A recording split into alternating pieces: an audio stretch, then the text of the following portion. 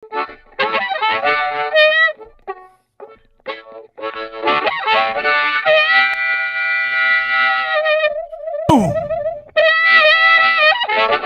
Boom, boom, boom. Boom. We're back. Anyway, welcome. Hi, my name is Dean. Welcome back to the program. Broadcasting live today in 4K. You can't see it if you're watching us or listening to this on Apple, iTunes, Spotify, Google, etc., which is where you can find us. Also on YouTube, hit that subscribe button. Dean Blundell Show on YouTube, Dean Blundell TV on Twitch as well. Anyway, thanks to everybody for being here. Really appreciate it. We're all over the place again today, which is cool, right? You kind of want to represent different parts of this beautiful country. You want to touch base with people, Canadians that are in other countries experiencing different things. You want to bring people in that aren't necessarily doing the exact same things you're doing, because that's called radio and it blows. Welcome to the program. Bonzi Live is here at Tripping with Bonzi, the name of the podcast. You can get it. He's down in Nicaragua. We're going to talk to him about how he almost died the other day. He wants to get on the crypto conversation. Speaking of crypto, our new man, Scotty Mack, is here at Scott Trades from the Hot Wallet podcast. The Hot Wallet podcast. It sounds dirty. It does. Hot Wallet. You know, if you replace hot with meat, we've got all kinds of problems. Hot meat. Hot meat. Hot meat. I'm already uncomfortable. The Meat Wallet podcast. No, it's the Hot Wallet. I'm already uncomfortable. The prison. Well, you buckle should have in, called it the Scott. Prison Wallet podcast too. You could have gone with that. But the Hot Wallet podcast, active investor podcast, which Scott does. Scott is an incredible trader. He's an educator. He's into the financial game, of course, big time into crypto. So we're going to talk about crypto because Locke's like selling. He's like, I'm in the black. Sell, sell, sell. So we're going to talk about that. Lachlan Cross, of course, 95.7 Cruise FM in Edmonton. My dear friend Lachlan is back at Lachlan Cross on Twitter. And we've got Will Smith to get to. I know everybody's tired of him. I'm not, because I think it says a lot about the social commentary of this world. And if you know me, you know I'm interested in the social commentary of this world. Well, it's funny how people are like, they just assume that if they've reached this limit, right? Like we had a text the other day. Somebody was like, you know what? I really need you to stop talking about Taylor Hawkins. And I went, actually, that's a really good point. We're going to stop talking about the drummer that died at 50 from the largest fucking rock band in the world. I'm so glad that you pointed it out. We're never talking about it again. Then I came back on the air 2 minutes later and did another fucking 10-minute break on it. You should. Yeah. Yeah. I'm wired like that too. It's like when someone says don't do something, I'm like, sure. Then I go and do it 5 times harder. It's like it's something in me. I don't know. Do what that it to is. me. Don't do that to me. Why do people think that they can dictate how other people live their lives, right? I don't know. It's like me phoning up Scott and going, Scott, I'm going to need you to do this today as far as trading goes. Stop trading today. Yeah.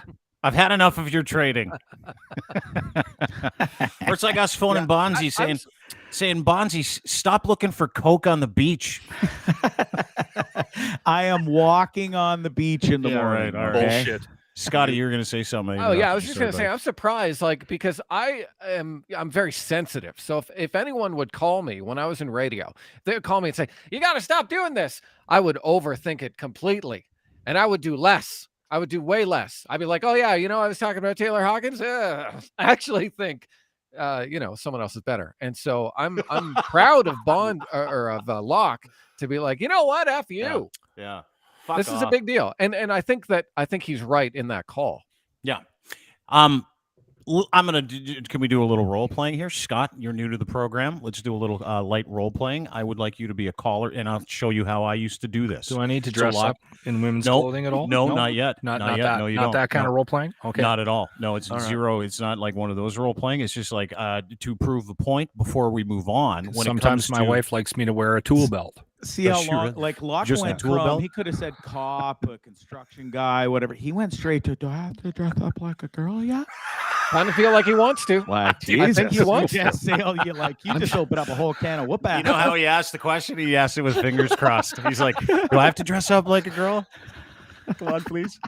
Do I get to I'll admit it. I'll wear a little lace. You want to wear some fucking bra and panties with stockings, don't you, Locke? I think I like how it feels. Yeah, good for you. It looks free. I will say that. Like we when get I a see a woman in a dress, I'm like, fuck, that looks free and comfortable. I wouldn't mind that.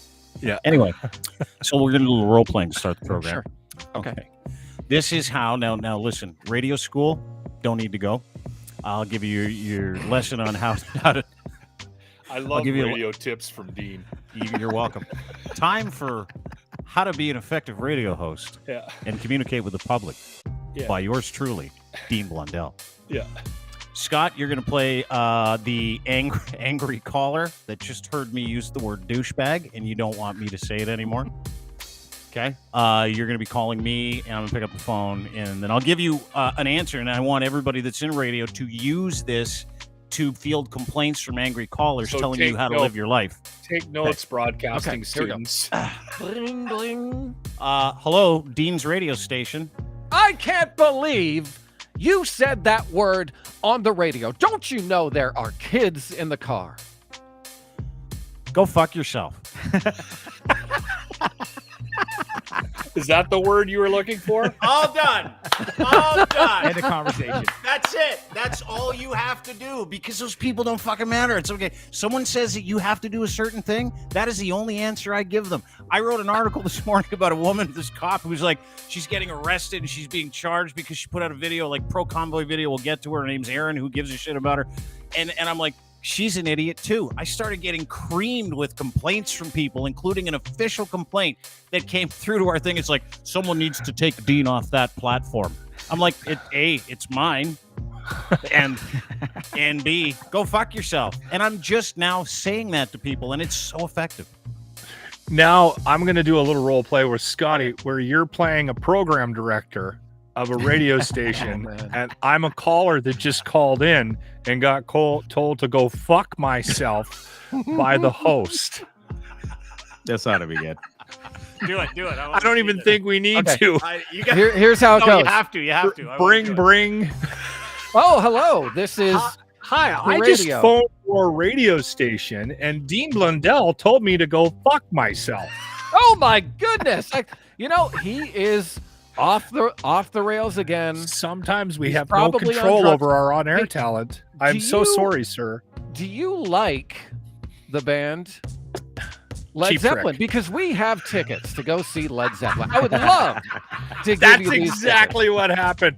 Fucking, you know how many fucking complaint callers got tickets to Free Coldplay when tickets, you yeah, were yeah, working at the Edge? Hey, if you drop this, I'll give you free Coldplay tickets. All right, fuck. That's all I wanted anyway. That's all they say. Okay, now let's do another call. Let's do the call where my program director calls me to let me know he's not happy with me because he's been fielding complaints of me telling people to go fuck themselves. Okay, I'll do it. I'll do You're it. the- okay, go ahead. Ring, ring. Oh, fuck. No, this is Yes, pointless. Dean's radio No, station. I already hung up. I'm the program director. I already Okay, you're hung not up. playing. You're not playing. get- Scott, you're the new program director. Go ahead. Ring, ring. Yes, this is Dean. Dean, Yes. I just got a call Yeah. from a very angry listener in Right. our Big demographic. Right. They sounded between the ages of 18 and 34, and they might have a diary with them. Do you understand? We need this quarter hour. Go fuck yourself. That's why the first program director hung up. Because he knew what was happening. In 15 years, I had 5 of those guys in my life, and each one left the same way. I just said, it's time for you to go. How That many was it. phone calls out of the 5 guys in those years did you receive? From program directors? Yeah, like all 5 4,000. together. Yeah. Oh, dude, I get complaints. Do you not have Google? Like, have you not read about me? Have Well, you new here? or Bonzi, I interviewed you, Bonzi- and it was a great interview on my show, actually. But I don't think I ever knew how many times you actually got the phone call going, Dean, Yeah. Oh, I bet you our Did you get the program title director lot? gets a weekly so complaint. disappointed. Yeah, Really? and Scott, you were a program director, right? Like, did you get anxiety when you would get a call from, like, sorry, we busted into the radio shit? Like, nothing like talking about an antiquated industry the second we start That's talking. fascinating. Yeah. But like when you're program, because program directors are the boss of everything that goes on the radio and a radio station. You've been a program director before. When you get those phone calls, you're like, oh my God, I hope my talent didn't see this. I hope this guy did. Or are you like, hey, how do I manipulate this person fast enough that it just is over? Like it's usually the latter. It's usually that. And the reason is because I got so much other shit to deal with. I don't want to deal with this person, and I don't want to deal with them calling my general manager, especially if they are a client. Like the worst thing that can happen is if a paying client calls and it's like, I called Dean, I wasn't happy about this, and now I want to pull my advertising. And so again, you're just trying to calm everyone down. You know what? Yeah, it's been a rough year for Dean. And so we're just, I'll talk to him. Here's some concert tickets.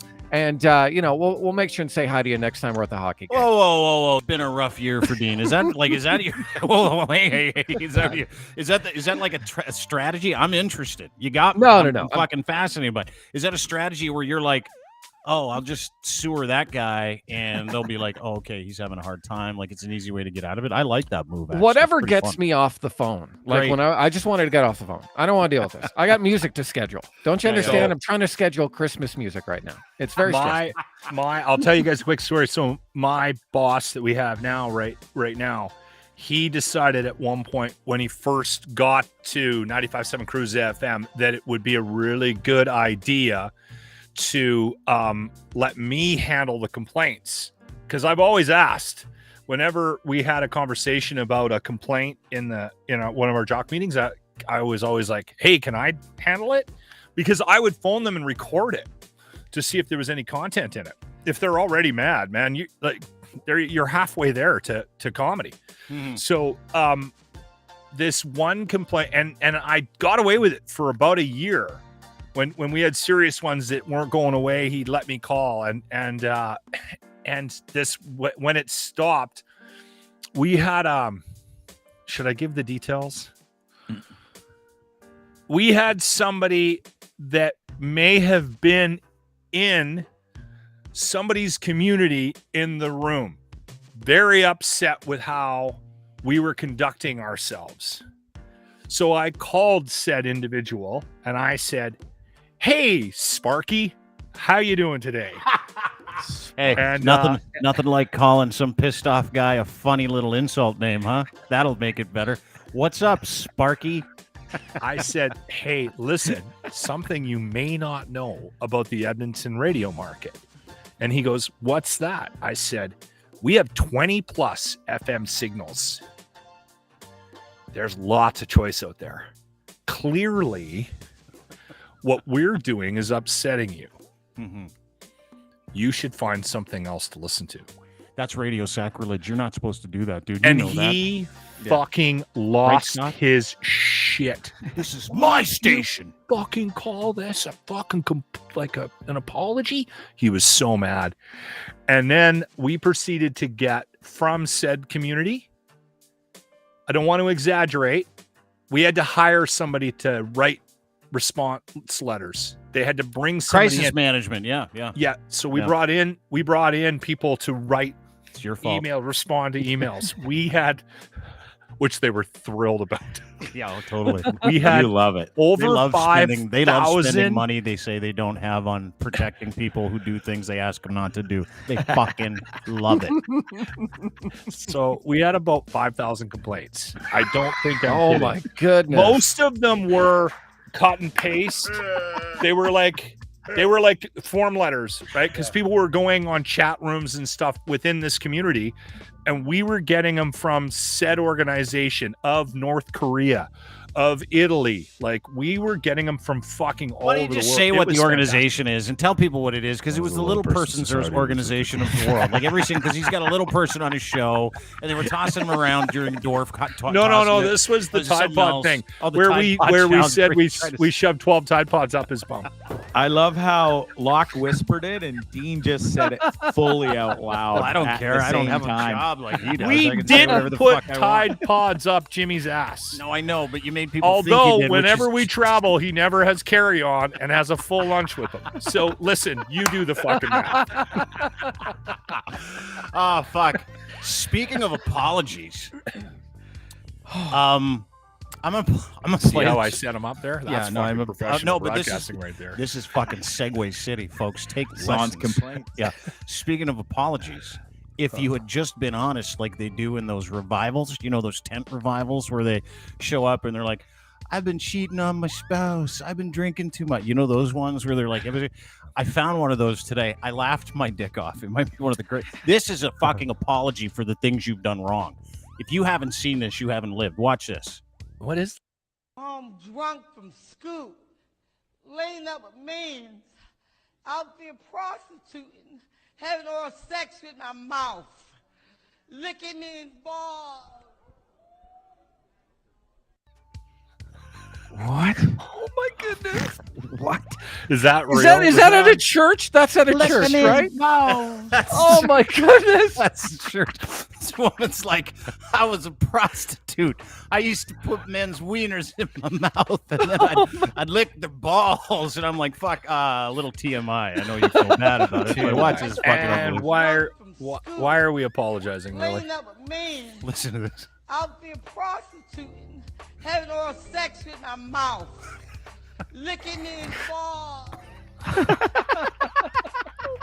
Licking his balls. Yeah, that's an apology, right? Like, fuck the other apologies. That is an apology. How does God? What do you have to do to get forgiven for that? Is that Suck the some pastor Hail- off, I think. some Hail Marys?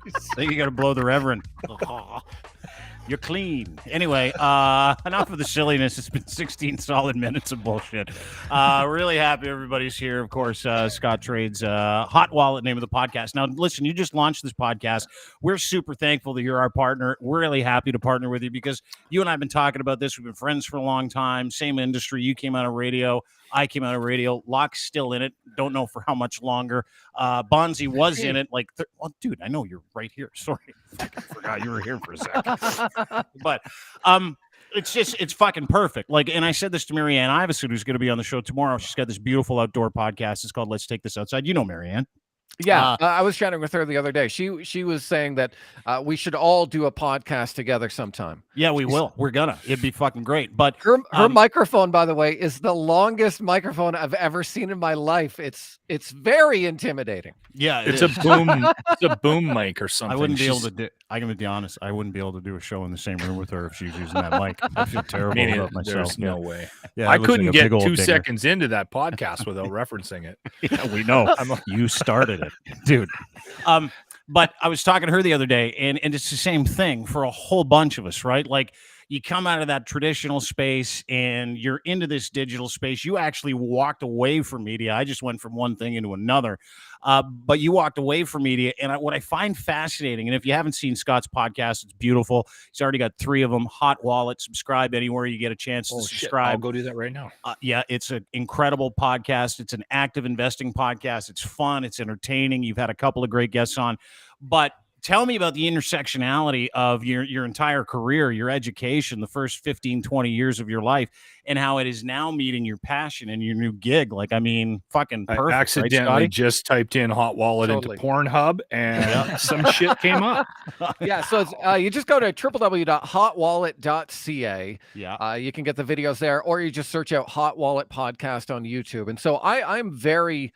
There it is right there. Yeah, that's perfect. So give it a follow, give it a review, subscribe, whatever you got to do, like, thumbs up, name your baby after it, whatever. I'm very fortunate to be in this position. So as you know, I work with a great guy. His name is Dan Fitzpatrick at stockmarketmentor.com. And I've been working with hundreds of traders for a few years through his website. And he and I are getting ready to launch a crypto section of the website where we focus on crypto. And so I thought the timing of putting together a podcast that has to do with active investing couldn't have been more perfect. And I'm very grateful to have teamed up with Dean Blundell and the network and Matt Kundle and really the whole team. You guys have been amazing. And before we get into it, Dean, I just want to point out what I think you are doing is pretty legendary in terms of the Canadian media landscape, because you, as you know, and I don't want to bash radio, Locke, but as you know, radio in this country, in Canada specifically, hold it. Radio in Canada has been a tough grind, and I believe that the centralization of radio has ruined the medium because you lose out on that local flavor. And a lot of markets, and the one I'm in, the morning show is from out of town in some of these stations. They're from out of town, and they're not even from towns that are bigger than ours, which doesn't make any sense. And so you lose a lot of that really kind of passionate local talent. And so what you're seeing is a lot of this talent say, okay, I'm out of this now, and now I have to go learn a new skill, or now I have to follow a passion. And that's what Marianne's doing with her outdoor podcast. And so, that's what I did. I was passionate about the stock market and learning about the markets. And like I said, working with Dan Fitzpatrick. And so I was able to turn this passion into a career. And then with, coming on your podcasting, it really kind of sparked a lot of that creativity back in me to create content. And so what I'm trying to do with Hot Wallet is have really engaging conversations with some of the best investors and traders in the world. And so I already have a bunch already. I have one with a guy named Mark Yusko, who is a very forward-thinking kind of investor. And then I have one with my friend named Rick. And then on Thursday or Friday, Greg Foss, who's a Bitcoiner, comes in. And so all of these people trade differently, they invest differently, but all of these people, I think, have something to teach us. And so that's what I'm trying to do with this podcast, is just have these great in-depth conversations and then learn something new. Because even though I've been in the market trading actively for over a decade, I still don't know everything, and I feel like that if someone wants to get involved, that listening to a podcast like this is a great way to just kind of level up in terms of learning about markets and really kind of attaining financial freedom. Because that's what we're all trying to do, right? Like, we're all trying to work. We're all trying to get money. We're all trying to attain our dreams. Well, we're all trying to get better. Like, we're all trying to learn. We're all trying to get better as individuals. We're all trying to get a little bit smarter. Every day that goes by is a lost opportunity not to get better, and I believe it. Like, I never used to believe it. I used to think, fuck, the less I could do and the more I can make, the better my life is going to be. Now I'm like, it's a very different I still opinion. think a lot like that, although I'm trying to improve. I do too, if I'm going to be honest, but like, I've got my moments, right? And so when you talk about educating people, when you talk about informing people, when you talk about entertaining people with that education and that information, it's a fucking huge turn on, right? Because we've watched radio go the way the dodo bird, not in Lachlan's case, because he's really fucking good at the job still, but we've watched people go that way because it hasn't been about educating people. It's been about impressing people. It's been about trying to make moves, money moves. It's trying to do something for your fucking brand. What people don't realize, Scott, and which is why I love the idea of you coming on, talking to people about active investing, crypto, helping people kind of navigate, is you're not just exposing them to what you know, you're exposing them to your network. You're exposing them to all your friends and your influencers and people who have different ways and different means and different ideas of investing, because there's no one real way to get rich, right? Like, there really isn't. Oh, totally. There's so many different types of investing. There's passive investing, stuff like what you and Locke did with Bitcoin. Hey, someone gave me Bitcoin, and then I'm going to hold this until I make some money, and then I'm going to sell it. And so there's so many different ways to invest, so many different ways to trade. You can get into it as you want to get into it. And you still have opportunity to make money and really kind of change your life. One great trade can change your life. One great investment can change your life, or at least elevate it to a level that you didn't think. And so I want to try and empower people to say, look, you can do this. I can do this. My trading account started with $1,000 in a tax-free savings account, and now I'm managing over 6 figures. And why did that happen? Because I did the work. I learned as much as I could, and then I showed up every day to be like, just like what you're saying. Hey, there's an opportunity. I can learn something new. Maybe this can turn into an investment idea or something. And so, everyone listening right now, everyone watching right now, you have the power to do something about your financial situation. It's just about learning. And so that's what I want to do with the podcast. And that's why I'm so excited and so passionate about what I've done so far and what's to come. I just got an approval for an interview with someone who is one of the greatest, in my opinion, one of the best macro investors, kind of using news and that kind of thing to make investment theses, who agreed to be on the podcast for the end of April. And so I feel like we really started strong out of the gate with people like Mark Yusko and Greg Foss and my buddy Rick. And I'm just so excited for what's coming down the pipe. You know what's interesting for me, just because I know a little bit about Scott's. Yeah, it's awesome. I know a little bit about Scott's path in broadcasting because we've had him on this podcast a couple of times, and it's sad because there's so many people that got sort of pushed out of our industry, and then you brought up centralism, and I think I've called it consolidation in the past, and you're right? Like we have done some damage to this industry. You're in Lethbridge. You have shows that aren't from Lethbridge, dude. We have shows in Edmonton, morning shows that are not from Edmonton. Like, to me, that is just fucking crazy that's happening. And it's sad to see good people. Like, look at how successful Scott is in his second chosen career here after broadcasting. Yeah. And this is a guy you should not have pushed out of the business.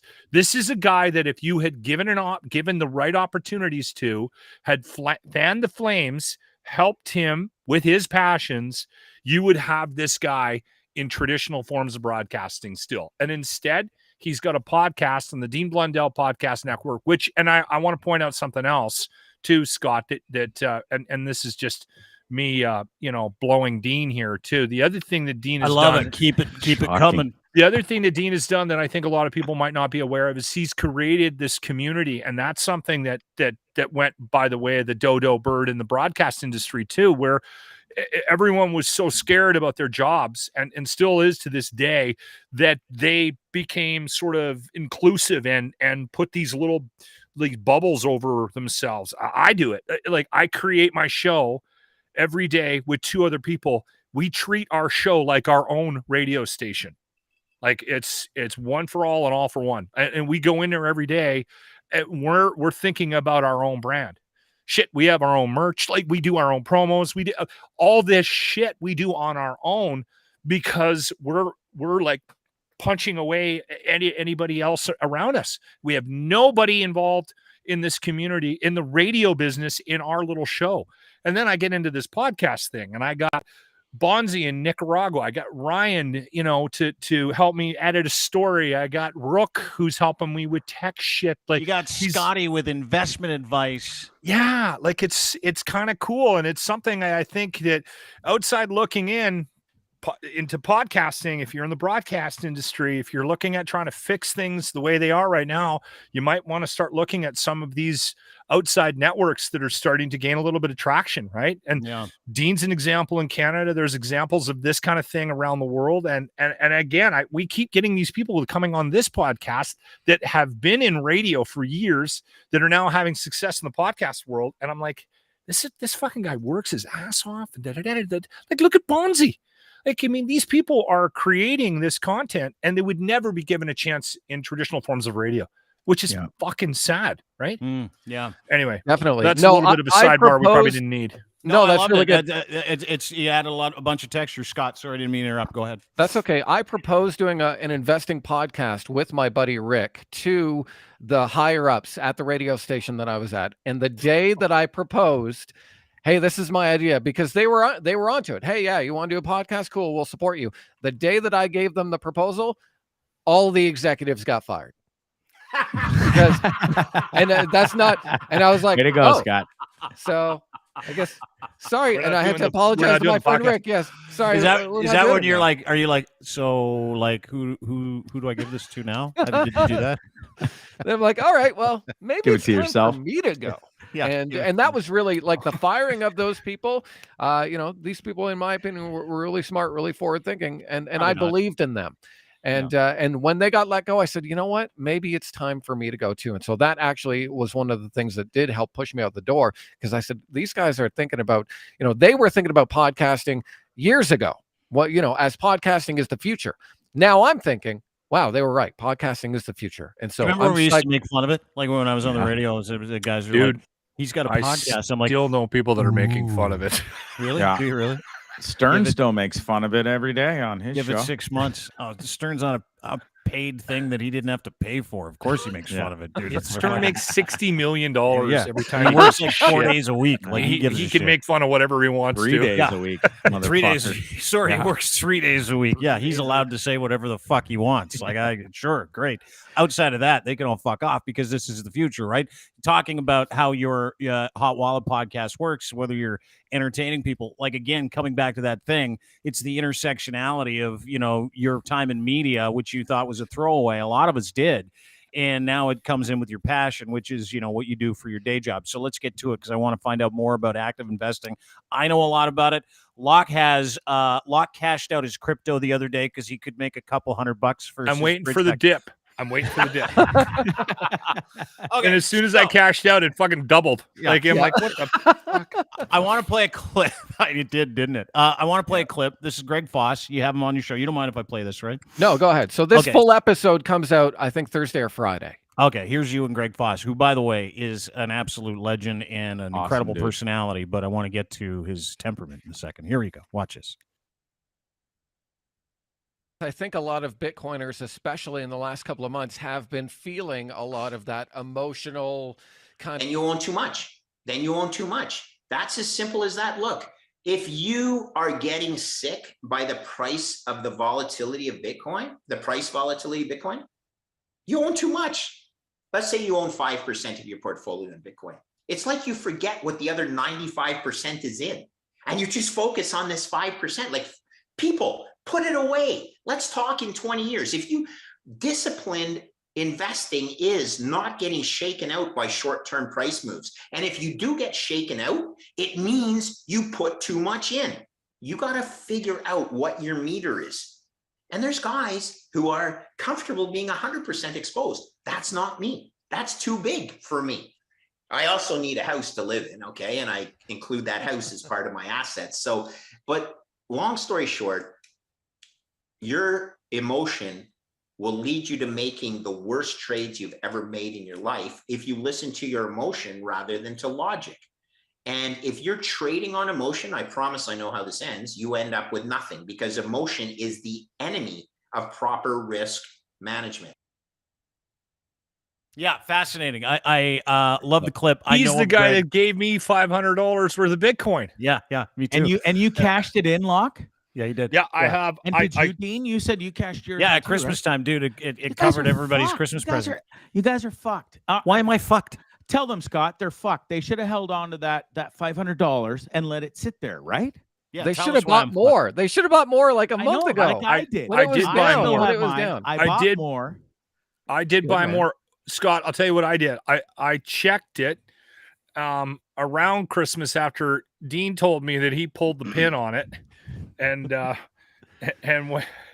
went to buy a tree with it. I was at Christmas. fucking nervous. It was like one of those things. It was $2,200 in this account. your I didn't money. have to fucking. Well, I know that. Paper hands, Dean. Wait a second. You have Paper hands. paper hands. That's just it. So because he mentioned something in there that was fascinating. He's like, if you're emotional about it, like Locke was when he was plus 394, and he's like, I need to take it out. Or 375.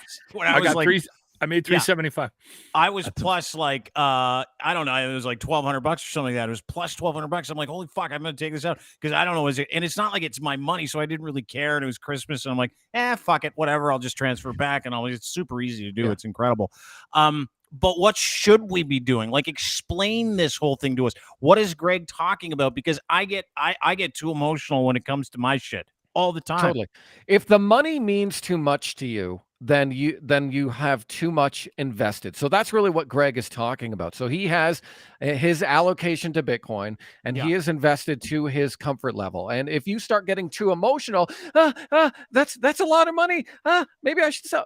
Then the money means too much to you. And so that's where time horizon comes in. And so in that clip, he says, talk to me in 20 years, because Greg has that long-term time horizon. So me as an active investor, what I like to do is, not with everything, but with some aspect of my portfolio, I will trade some of the ebbs and flows where I'm buying at the lows, selling at the top, and then it comes down a bit, and then I'll kind of scale back in. And so that's one way to trade there. But here's why Greg is so bullish on it, because in the podcast with him coming out on Friday, he talks to me about his price target for Bitcoin. And he believes that within the next 5 to 10 years, it could be $2 million per Bitcoin. Jesus. And as it stands right now, it's $47,000. Now, for an example of like, that won't happen. In the 90s, Berkshire Hathaway stock, which is the company that Warren Buffett has, was $8,000 a share. Now, some may look at that and say, wow, $8,000 a share? For one share, $8,000? I don't think so.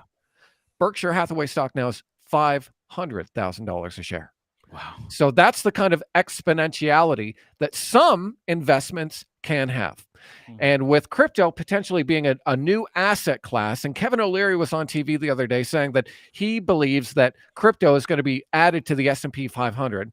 And if it does, a wall of money is going to come at you in terms of how much, how many institutions are going to get involved, because some institutions have a rule where they have to own the S&P 500 or they have to own anything within the S&P 500. So if a sector of crypto gets into the S&P 500, then all of these major institutions have to own it.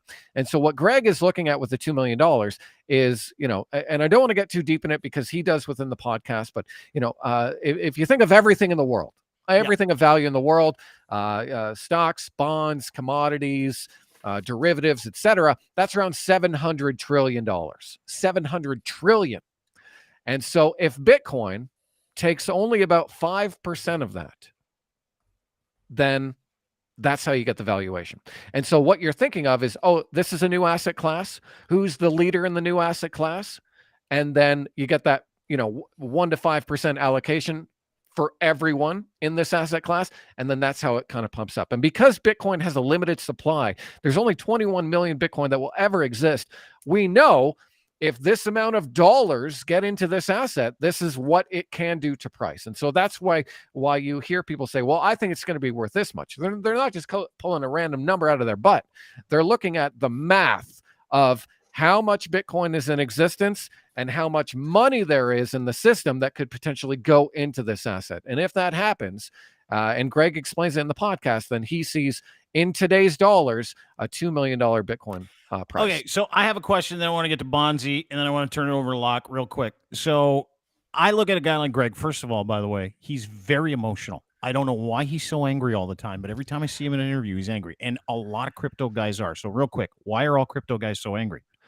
Yeah, it's the amount. Really good question. It's the emotional. Well, Greg spent a lot of time dealing with real risk, and to his point, he says he sat in a risk chair. So when you're dealing with a lot of risk and you are at a high stress level all the time, you can kind of be in that, and and I get that as well. And I have strategies to kind of de-stress, and things I do to calm myself down because it is risky. Like today at one point I was looking at one of my accounts and I was down like $2,000 US from what I had yesterday. To some people, that's like, oh my God, 2,000, that's my life. To me, I'm like, okay, I see what's happening. I don't want to do anything, but I know what has to happen for me to act. And so that's just part of doing business right now. Okay. And so for a lot of people, but if they're in that risk chair, they can get kind of wound pretty tight. And he is very passionate about this because to him, it makes total sense. Dude, It's his drug. It's like a drug, right? Yeah. Well, that's the thing. It's like, I don't know if that great point, Bonds. Like, I don't know if it's a drug for him or if he's like, because this is kind of in the back of my mind with Bitcoin, and I wanted to kind of lay it out there for everybody. In the back of my mind, you've got a few key influencers that are super bullish on it, super bullish on the blockchain, super bullish on NFTs. Greg is one of those guys, super bullish with Bitcoin, not shit coins, but Bitcoins. We talked about that, the legitimate ones, all that other stuff. I wonder if people like him are so leveraged into that space that it has to work for them. So they get out in front of a camera and they get out in front of, because he, like, I don't know if you follow Greg on Twitter. He might be one of the all-time great follows. This guy fucking every chance he gives it to Trudeau about not believing in crypto. Every chance he get, he calls Trudeau an asshole. Every chance he get, if anybody hates that's not Trudeau on side more than I hate him. Yeah, it's unbelievable. But like, that's my thing is like, how much of this is PR and how much of it is like a legitimate tech enterprise that you can count on for your investment portfolio? That's my question. Yeah, I can't speak to that, but I will just say, he did mention only being about 40% invested. So all of his portfolio, he's got 40%, and for him, that's the maximum. And it is a lot. But for others, there's some people on Twitter as well who they are 100% in. And so it just really depends on the person how much they want to put in. But yeah, you're right. Greg is very passionate. I've seen him fight people on Twitter and then later apologize, and that's just okay. That's who he is. But he does look like a guy that has a fight in a Tim Hortons about once a month. What did he say to you about, real quick aside before we get to Bonds, what did he say to you about the convoy thing? Because he and I had very different opinions about the convoy, like very different opinions. Just that he supported the convoy. That was it. He did note that you didn't support the convoy, and so I don't know. Like when I said, "Oh yeah, I work with Dean Blundell," he's like, "Oh, okay." Like kind of like, where's this gonna go?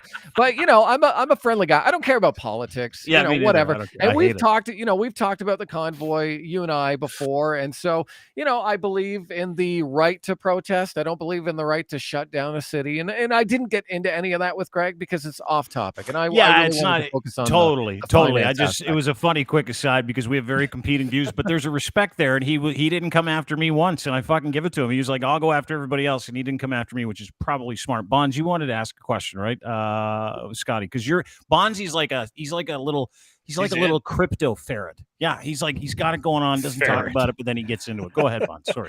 Well, yeah, I've been dabbling in it for a couple of years now, and I'm only invested like literally 1% of my portfolio. It's not a whole lot, like maybe a couple of grand, and here's where I'm at. I've read a lot about cryptocurrency because of my job, and I've been invested in it, not heavily, but my question is, I'm into it now. So I'm a bit into Bitcoin for sure because of the gift that we were gifted, and I've held on to mine. It has its highs, it has its lows. I'm willing to ride that out. What I want to know and what I get into a little bit is I have some smaller coins like Doge and some of the other ones that if I have enough, if they just even hit $1, which I believe is possible in the next couple of years, and I want your opinion on it, I could be fucking set for life. And how much is that really a possibility, and where are we at with these smaller coins that could potentially skyrocket? Right. Yeah. So I mean, there is some definite upside potential on some of these smaller coins. You just got to keep in mind that a lot of them are highly speculative, and some of them are very centralized. And Dean, I know you want to talk about that hack here shortly, but I wouldn't bet against Dogecoin because it has a huge community. Elon Musk is big on Doge, and currently Tesla, you can pay for accessories like belt buckles and stuff with Doge on their website. And so I wouldn't bet against the community. I don't know about the future value, and any guess would just be me doing that, just guessing. Speculating. And so what I recommend to people is just do the research on it. Find the pros, find the cons, write it out. And it may sound cheeseball, say, okay, what's the pros of Dogecoin? Well, it has a large supply. Oh, but it has a good community. And so, some of these small ones could turn into big aspects of your portfolio. But for me, the way I think of it is it's safer. I'm very risk averse, and that may sound that may not make sense for anyone who says, well, you trade crypto, how are you risk averse? And so what I do is I research the tokens that I'm into and just see if their use case makes sense. And so what does that mean? What does use case mean? It's like use guys. It's like use guys, but it's use case. Well, and he makes a good point. At least Doge is out there. Elon Musk backs it. He lets you pay for Tesla things and et cetera, where he doesn't. He used to with Bitcoin, but doesn't now. So Doge will always have that following where I think it really is going to take off. One more question, if I may, real quick, is staking. It seems to be if you've got crypto now and you've got some bank in this coin, and Bitcoin included, you can let other people borrow your Bitcoin and coins and make money off of that, some passive income, if you will. How risky is that, and what's your take on it? So there is always third-party risk, and that's why some of this, I believe, some of this hacking happened recently. And so, staking is a great way to generate passive income. I got a bunch that's staked right now. I stake some Algorand, I stake some Polygon Matic, and every day I'm getting passive income. And so the price of the token will do this, but then every day, I'm getting money coming in. And so it is a great opportunity for people to just kind of play with finance a little bit. And even if it's, a couple $100, it's a great opportunity for you to just learn more about it. So staking is a great way to get passive income. You really have to pick the right protocol and pick the right platform, and then just be really careful. Again, it's about trust. And so there aren't a lot of options here in Canada. In the US, they have places like Celsius, or they have an exchange. Actually, I think you can use Gemini in Canada, where you can get a certain percentage back in Bitcoin, for example. So I'm staking some Bitcoin right now, and let's say it's 1 Bitcoin, and so I will get like $1 a day by staking it. And then again, okay, in 300 days, I've made $300 worth of Bitcoin by not doing anything. I've got friends that are making hundreds of dollars a day without doing anything. They're lying. No, I mean, and we're talking $3,000 to $4,000 investment, and they're making $100 to $200 to $300 a day, depending on how much you put in. Just staking other coins. Yeah. Just staking other coins and letting Makes other no sense people to me. play with their crypto. At least you said it. Sure, I'm you're not going to too have sure your what we're high talking days and about low either. days, like you said, but that is definitely a possibility, Scott, right? Okay, so we need to stop for a second. Trust 'cause Locke- Bonzi to bring up Locke- something no one has a fucking clue about. Well, I know, but No, that's the but thing. this is- I give people Bonzi are full making credit. Big money. Yeah, I give Bonzi credit. He brought up something you and I knew nothing about. That has never happened on this show. That has never happened once. We're like, oh my God, Bonzi's staking. What is I'm staking not real going to quick? be that arrogant. Stuff gets brought up all the time. Pretty much every podcast, I have no idea. What is staking real quick? And Locke's got a question real quick.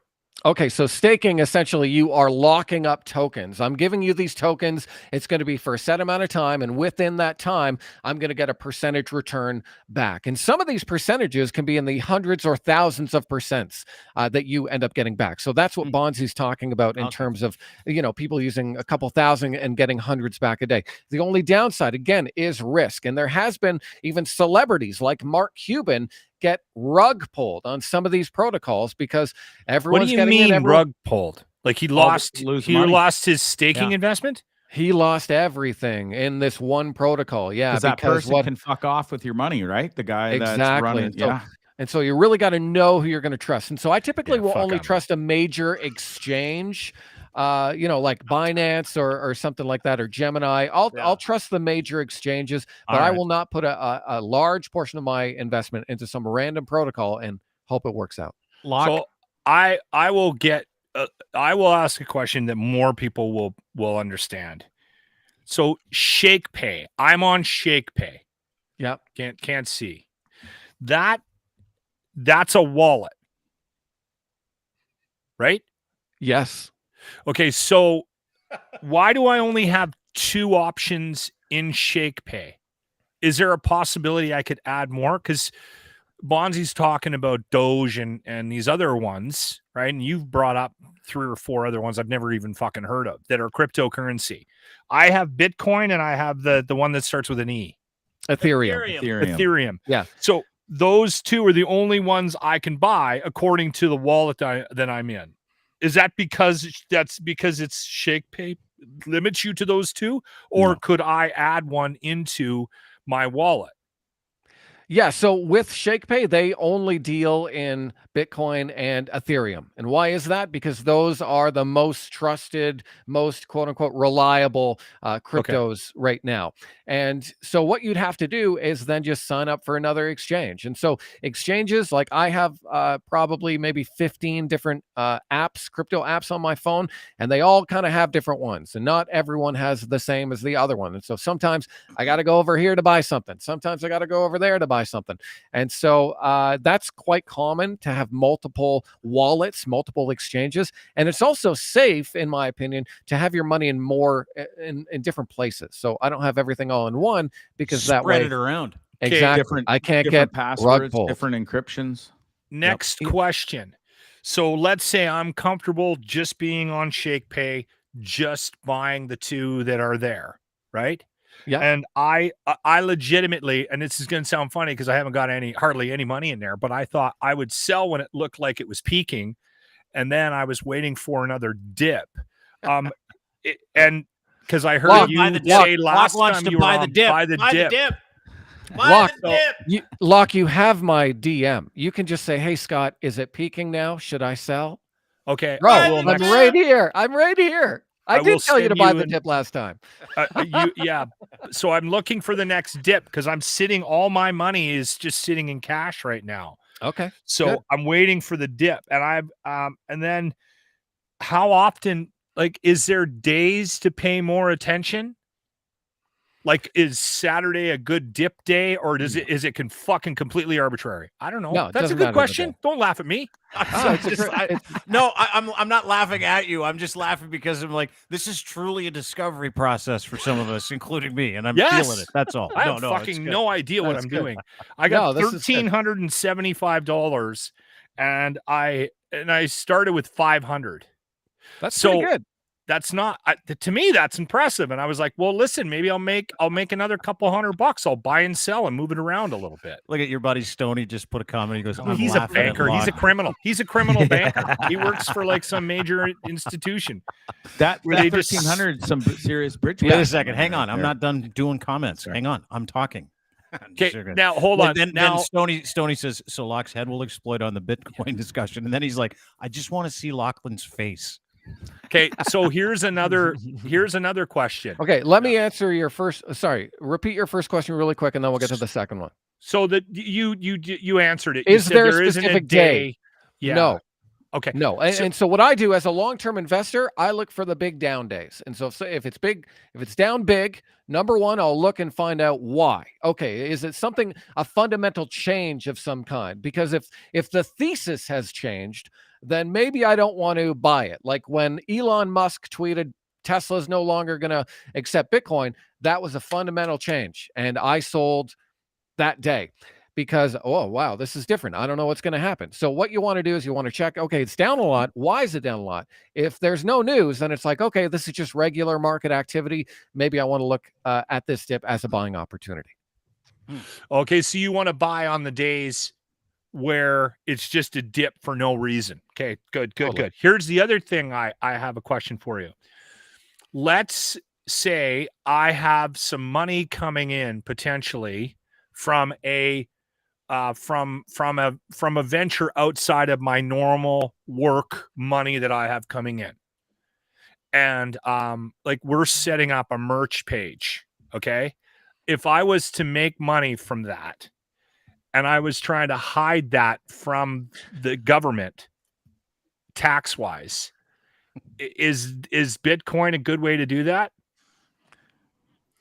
I am not a tax professional, and I cannot advise on how You have to to hide tiptoe through money that from the answer. government. Because you basically that's money laundering, Locke, what you just brought Yeah, up. it Just saying. actually sounds like you That's might not get money arrested laundering. here Criminal shortly. it is. So That's a legitimate question. No, it my isn't. money from the government through Bitcoin. It's a legitimate question if you're a fucking international criminal. Yeah, it's great. Look, I'm talking I love about how very again, little money. Bonzi No one's is- worried about me. There's no Bonzi's government leading coming the after me. pack. Yeah, they'll come after you, all right, because you just said it live. Bonzi's leading the pack. He's like, I believe they call that money laundering, Lachlan. Yeah, I'm like, yeah, totally. Yikes. I have I'm no excited comment today about to be a that, little Locke, smarter on this public subject than podcast. you two numpties for the first time ever. Kind of fucking feel pretty good about myself. Yeah, you do. All You right. know way more so about it this than we do, does right? work. Yeah. Okay. And, So actually, Dean, Ryan has It a is great question possible, here, Locke. really quick. Ryan's got a great question. What happens when G7 economies get together and put regulations in place? This is a great question. What will happen is regulatory clarity. We want regulatory clarity because a major investment house is not going to put money to work if they don't know what the rules are. And so regulation is good for Bitcoin. People should be excited about regulation because it brings the clarity, and then institutions know the rules and then they can act within that framework.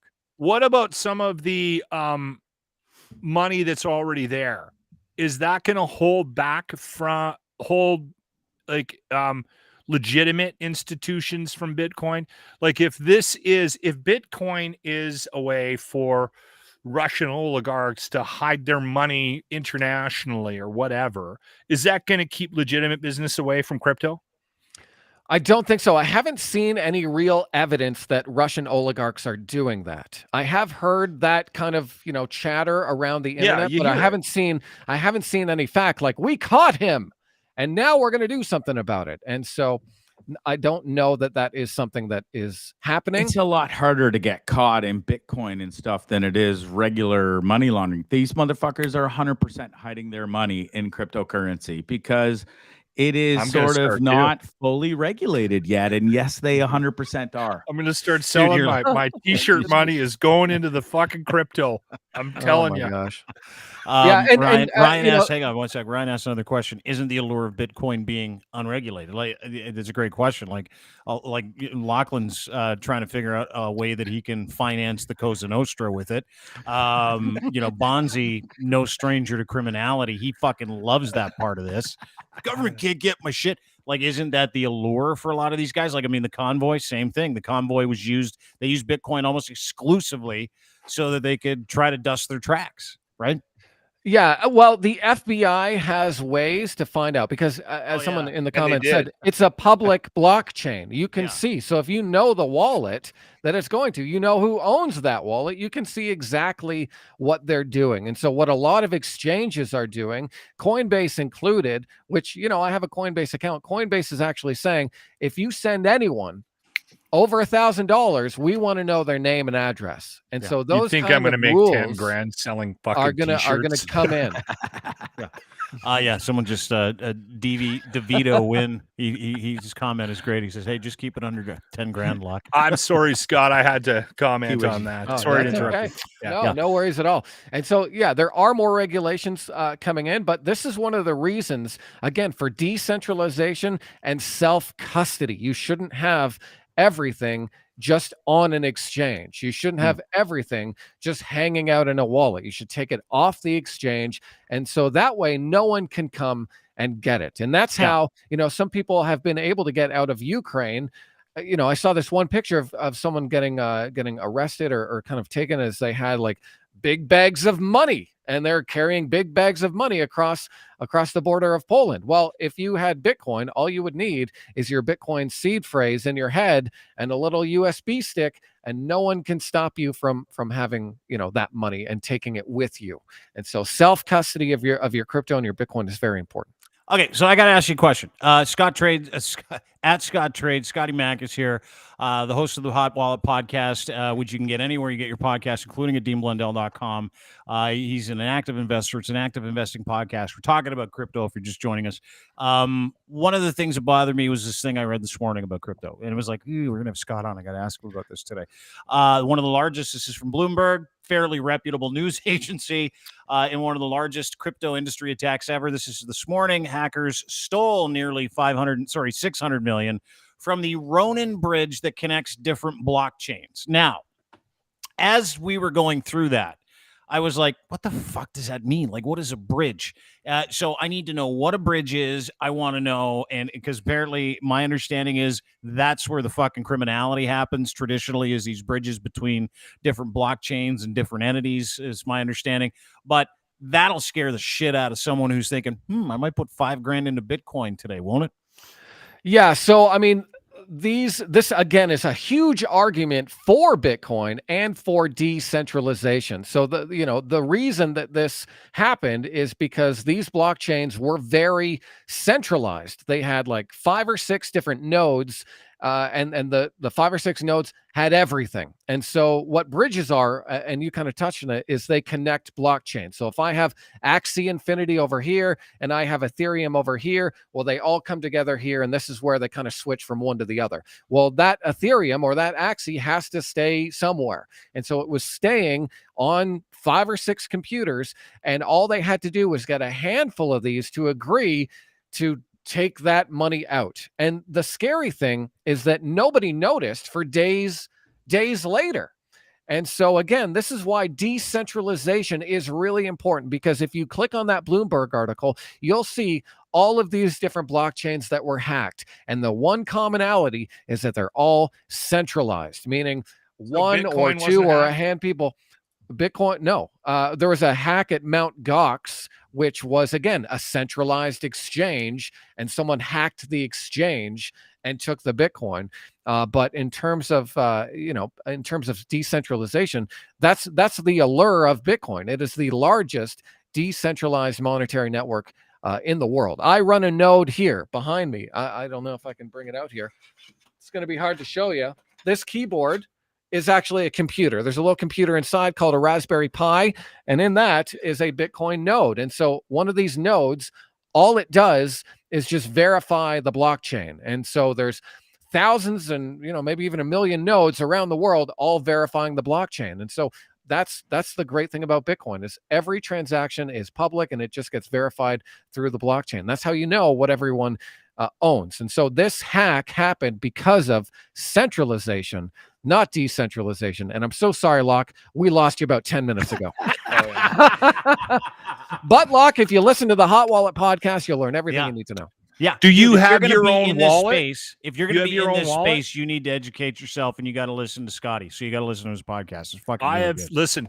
I have Totally. been getting by with very little knowledge of most things I'm involved in, including broadcasting. So I'll be fine. Thanks for the advice, though, Dean. Okay, sorry, buddy. Yeah, so I have multiple wallets, Locke. I got money all over the place. Do you It is- own one? it Do is you a run hard- one?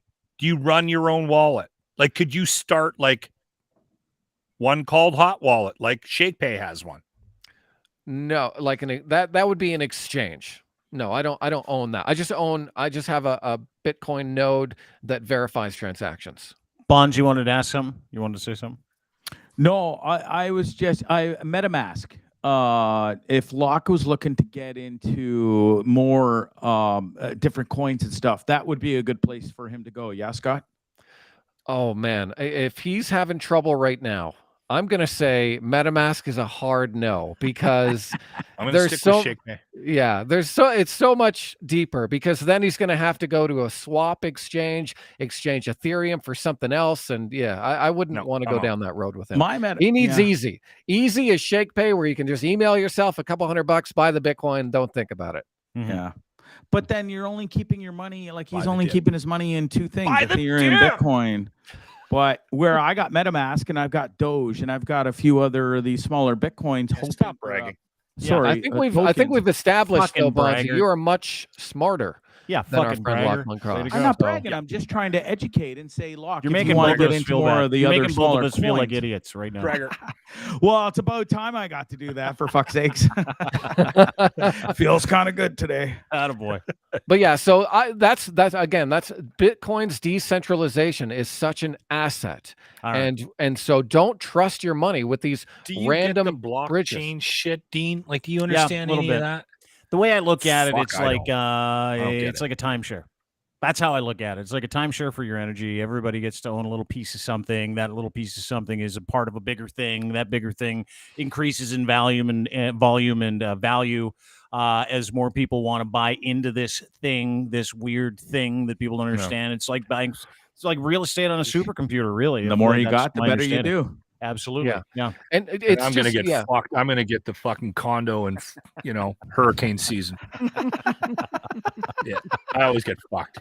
it's just software, Locke. It's just Yeah. software. That's I all love you how gotta you think got about. such a positive attitude about investing now. I'm gonna get fucked. I know it. I'm totally gonna. It's the same This thing is with one COVID. thing. It's the same thing with COVID. You got this. You got investor COVID is what you got. Because remember, like you're like, I don't want to get. If I get COVID, I'm getting all the dick shit. It's gonna fall am. off. I know it. I know. I'm gonna have all the things that Bonzi doesn't tell us about. The ED, the smallness thing. Like, yeah. Anyway, fucking fascinating, and I'm really glad that you're here to explain this to us. And if you're an investor, active investor into crypto, Hot Wallet is the name of the podcast. It is available anywhere you get your fine podcast. You can also go and look at This Week in Crypto, which is a new post that Scott put up. He's going to start putting those out a whole bunch at deanblundell.com, and you can go to hotwallet.ca for all that information. I'm as gonna well, and of DM course, you at if Scott I have any Trades. questions, Scott. I'm Okay. DMing you. Buckle I'm up, open, Scott. buddy. I gotcha. I want Get you ready. to succeed. Get ready. I'm gonna Get turn ready. this $1,300 into $1,600 within the next couple of weeks. That's my Great. goal. Or 15. Well, he's also listen, I love him. I love this man. I think he's one of the nicest people in the world. He is tech challenged to the tits. So like Yeah. you explaining nodes and raspberries and all that stuff. That's why he sat Sent him back into and a glossed dizzy over like cross-eyed. this. Bleh. It's not for Shotgunned a couple everyone, of and Bud I Light. fully get that. Like I totally get it. It's not for everyone. You know, I had someone tweet me today say, "Oh, it's like tulip bulbs," but all you have to do is just spend the time to study it. No one who ever, anyone who spent more than 5 seconds studying Bitcoin, if you spend 10 hours studying Bitcoin, it'll click. And That's so you just got to spend that time. And I've that's had all it takes. 100 beer in the last 2 weeks, Scott. That got takes no a time. certain amount of energy and time out of my day, Yeah. which is not going to be spent on learning crypto. Okay. My Just cost, That's yeah. fine. saying. That's fine. Have fun staying poor is what I'll say. I know I'm going to die Dude, poor. I've You know got what's really kids. funny is that Scott was like, he tweeted something out today and he's about coming on the show and some guy shit tweeted him. And then Scott tweets out and I fucking died laughing. This meme of this little kid doing one of these finger guns things, but he's got the crypto laser eyes. And the title is just said, "No problem. Have fun staying poor." And I'm Well, like, I mean- that's my guy. Well, I I mean, love think that. about it. Think about it, guys. Think about how much money we're losing right now with inflation. I mean, that's one of the reasons that Greg Foss is all fired up. We are losing money Yeah. every day because governments around the world are printing it. They're just printing paper money. Here you go. Yeah. Oh yeah, you need like Quebec. They're Quebec is giving fucking everyone us. $500. If you live in Quebec, you get $500. Why? Because things are more expensive now. Why are they more expensive? Because we made a mistake. And so that's why Foss gets so fired up, because he sees the big picture of everyone getting screwed right now. And everyone's getting screwed because of Oh, the actions that central banks did around the world to Yeah. debase our currency, make our money worth less. Your house value didn't go up because your house is better than it was last year. Your house went up in value because the denominator, the dollar, is worth less. And so now it costs more for that house. Brilliant. Scott, Locke wants to before we take leave, you I on have- wants to take you on a tech, like a little. Oh my God. Before we, Can we because do- we got Should we we do got this Will. offline? no, Locke? you There got are to do this people live. This listening. is real. Okay. This is like he's actually pretty good at this. Okay. But we're coming up because we got Will Smith to talk about. Bonzi almost died. We haven't showed you any of those pictures. So anyway, but show him, Locke. Show him that you're tuned in to the tech. I set this up myself. It's called Backtap. Oh, Look at that. Wow, buddy. Amazing. Really Oh proud my of you. God. I would clap iPhone- if I can had send two you a hands link. right now, but It'll explain how to do that. You know what, Bonzi? I was wrong. He's ready for MetaMask. think so. Yeah, fuck. Look at him go.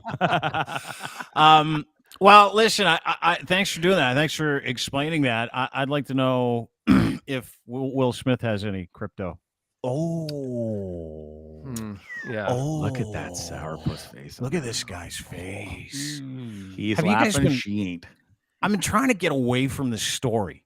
Like I've been trying to get away from Will Smith, Jada Pinkett Smith. It's Did not she going make away. him do it? Did he decide to do it? Is he going to be stripped of his Oscar? Will he be allowed back at the Oscars?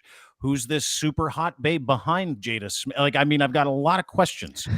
But more importantly, I don't know about you guys. I have never seen a celebrity story that, generally speaking, would be this innocuous. Like if that happened in a back alley somewhere, we'd be like, oh yeah, whatever, they got in a fight.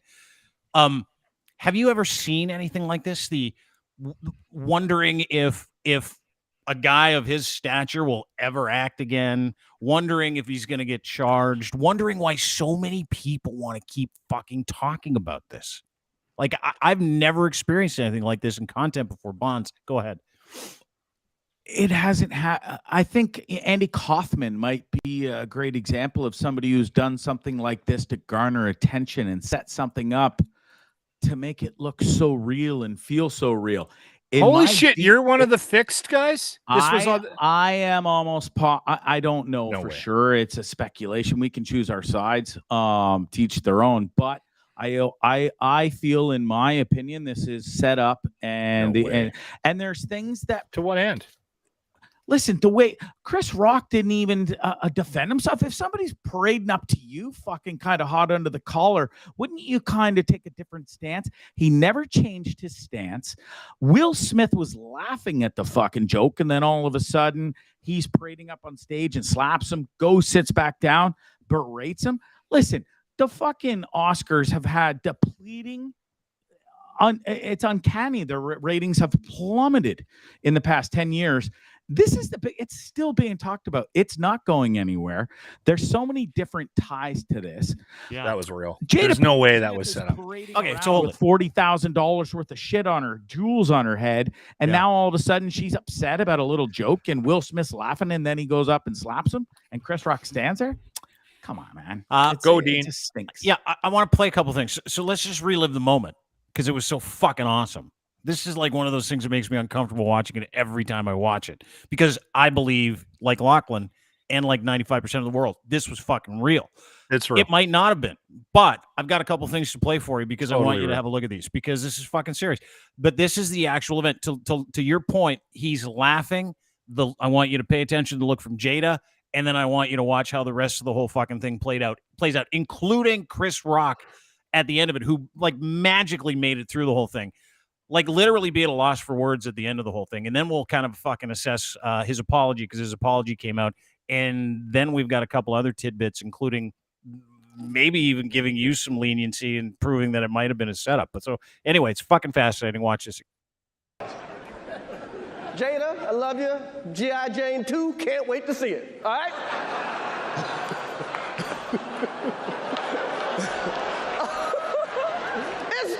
That was a nice one. Okay. I'm out here. Uh-oh, Richard. Oh, wow. Wow. Will Smith just smacked the shit out of me. Keep my wife's name out your fucking mouth. Wow, dude.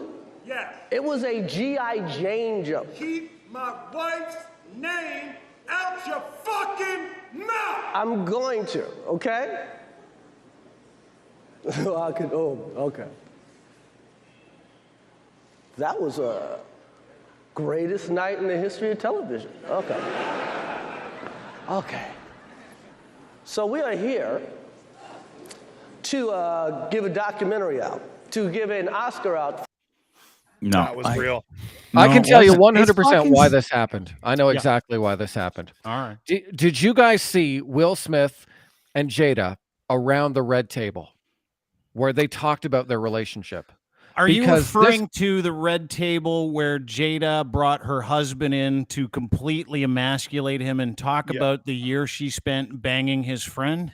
1000%. That's what this Yes. is all about. Yeah. That's what I see this about. Because if I'm Will Smith and the whole world knows that my wife has been cheating on me or having an open relationship, I'm Will Smith.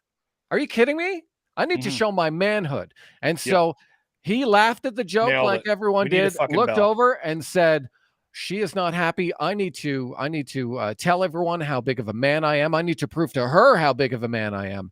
And I'm going to take this. I'm going to do something crazy. And so I 100% think this is all about his ego and not, I mean, don't get me wrong. If she really had, if she has alopecia 100%. and Chris Rock didn't know that, okay, well, maybe he didn't know that.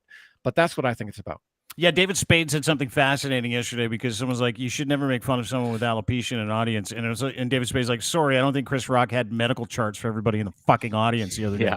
Yeah. So to that point, and then this is Chris Rock, to Bonzi's idea that this was a setup, have a look at Chris Rock's face immediately after because he fucking dude stayed on stage. Like that's one of the things I really appreciate about Chris Rock, that he stood there, that he went through it, that he was He's trying to able get roll. people He to was laugh after. trying to roll with it.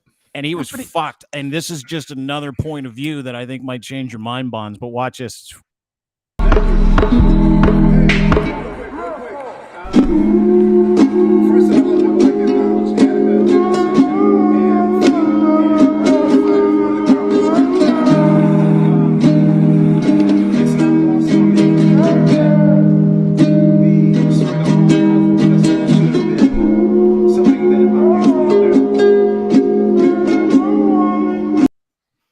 Yeah, he had Chris no Rock's idea. got a brand new tour coming up. Will Smith just Oh, won fuck. Actor of the Year award for his role.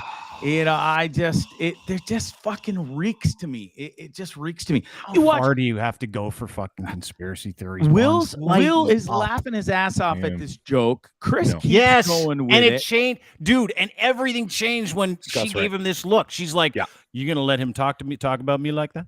You gonna let him Yeah. talk about me like that? Look But at it how was fucking he wasn't talking about it. It was a fucking. It wasn't even Yeah, a funny we know joke. that. It was simple. We know that. She's so fucking soft. It's incredible. And to that point, here's another video from 2 weeks ago when Jada was like, I got to tell you, I don't give two shits about what anybody says about this sweet haircut of mine. And I love having a bald head. Apparently, she's a fucking liar. Watch this. So I had to learn to get the courage to just go, nah, I'm not doing that.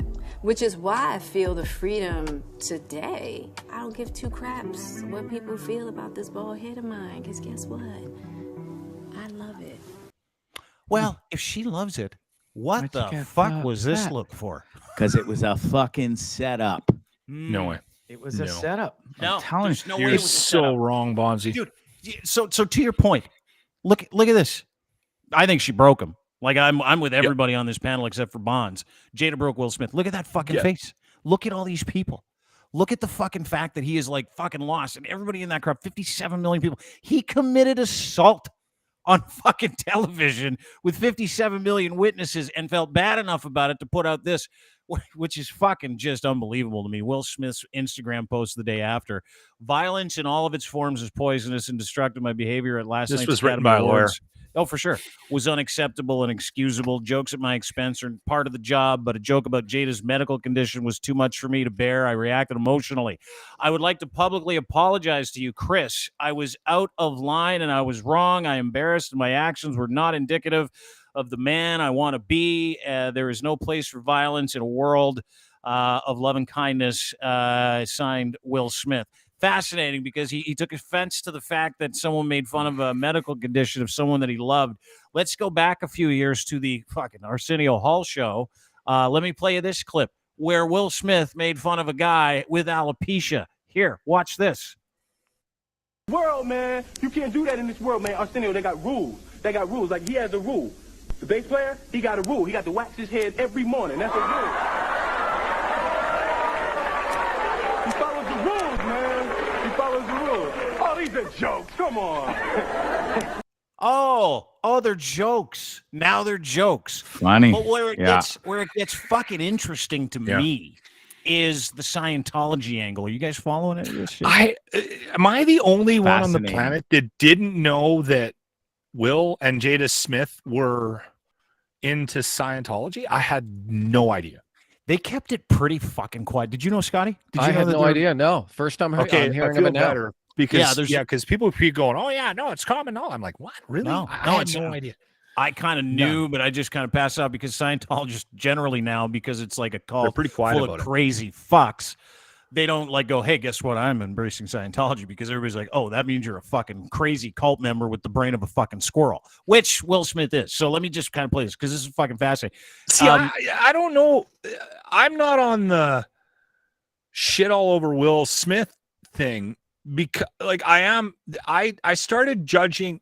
I always liked Will Smith, and I kind of felt bad for him, Dean, because I never thought he achieved what he wanted to in this industry, and I thought he was, and I felt like he was going after more respect, and I kind of felt a little bit I was on Team Will with respect to that, right? I think we 'Cause all were right up Yeah, until Sunday. he makes great movies, he makes entertaining movies, and sure, he's a Hollywood actor and he makes millions and millions of dollars, and he doesn't need our sympathy, but I think he kind of wanted to be a little bit like Denzel Washington, right? I think he wanted a little bit of that touch of that, and he wasn't getting it, and I thought he was handling it fairly well, right? By not saying no to the Independence Days and these big blockbusters, but then yet trying his hand at the King Richards and the Pursuit, and the Pursuit of Happiness, Happiness, which is one of the He shoulda won a best fucking movies. Oscar. Absolutely, I completely think he agree should- with you. And they completely ignored him. And I always sort of felt for him. And then his kids started coming out and doing things, and then I started to judge him and his wife.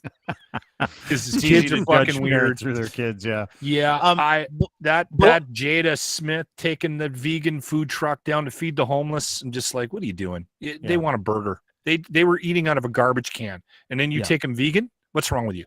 I don't know. Asshole. Scotty, you're going to say something? What were you Yeah, gonna I say? was going to say, I really agree with Jim Carrey, because Jim Carrey was on TV and really talking about how this moment kind of ruined everything, not just for the audience and Chris Rock, but really for Will's moment. You know, Locke, you talk about Will Smith's talent. I mean, he is certainly one of the most talented actors. He's a rapper. You know, I still like his rap songs.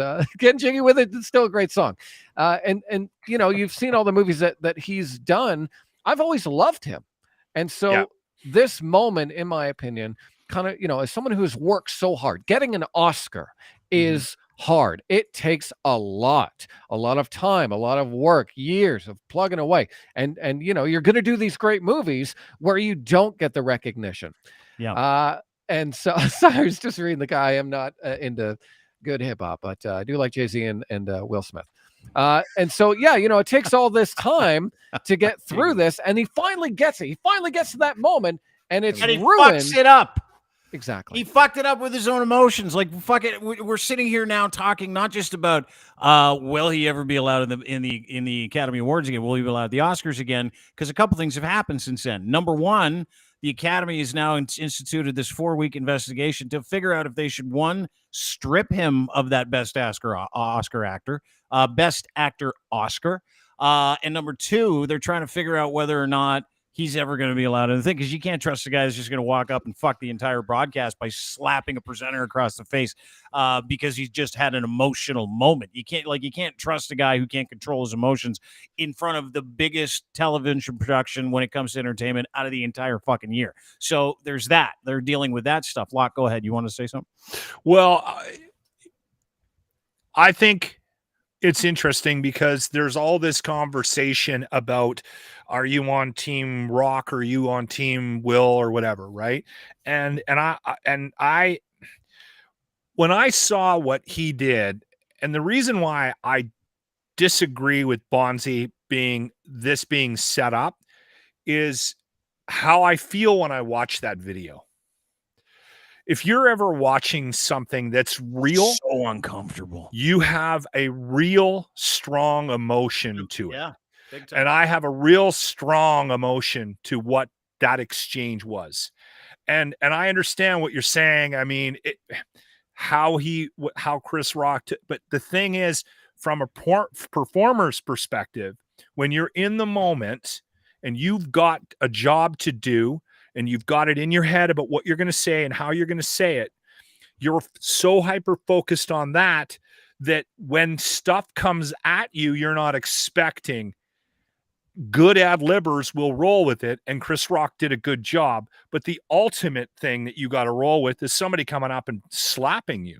Yeah. Okay, so the way Chris And again, Rock, why didn't he defend himself? He stood there like Well, a because I'll fucking tell you chump why. and I'll tell you why. He Because never he even didn't- braced. Dude, because he didn't think he was like, he had no Gonna idea what he get was there for. slapped. Like, if you're not going to But protect again, yourself, he saw if you his don't face think, when hang he's on, sitting hang on, there hang on, talking. hang on. You're not going to defend yourself if you think the person coming towards you is not going to slap you. That would be what I was going to say. you What also did have Chris to Rock be think he was coming fucking up there to do? Shake insane. his hand and say funny Bonzi, joke.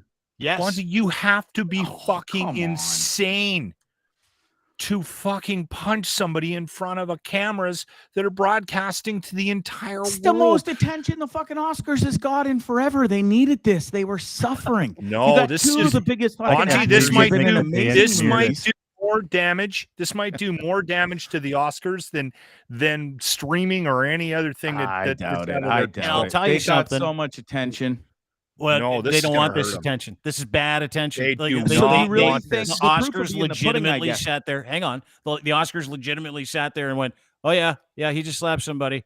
Just give him the Best Actor award, and we'll figure it out later." Like, that's legitimately what They had happened. no idea what to Zero. fucking do with that.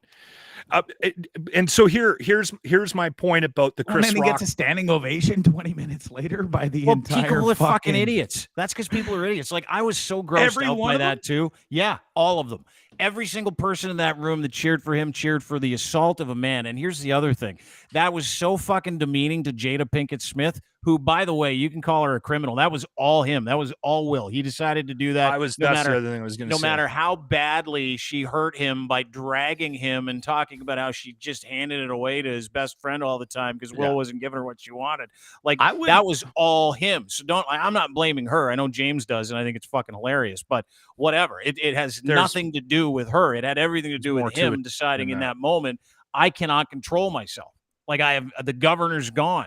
And you can't have a guy like that up there. And there's no way that it was fake because it's fucking real. Like, I've had conversations with people who talk to the people at the Academy and they're like, he's fucked, dude.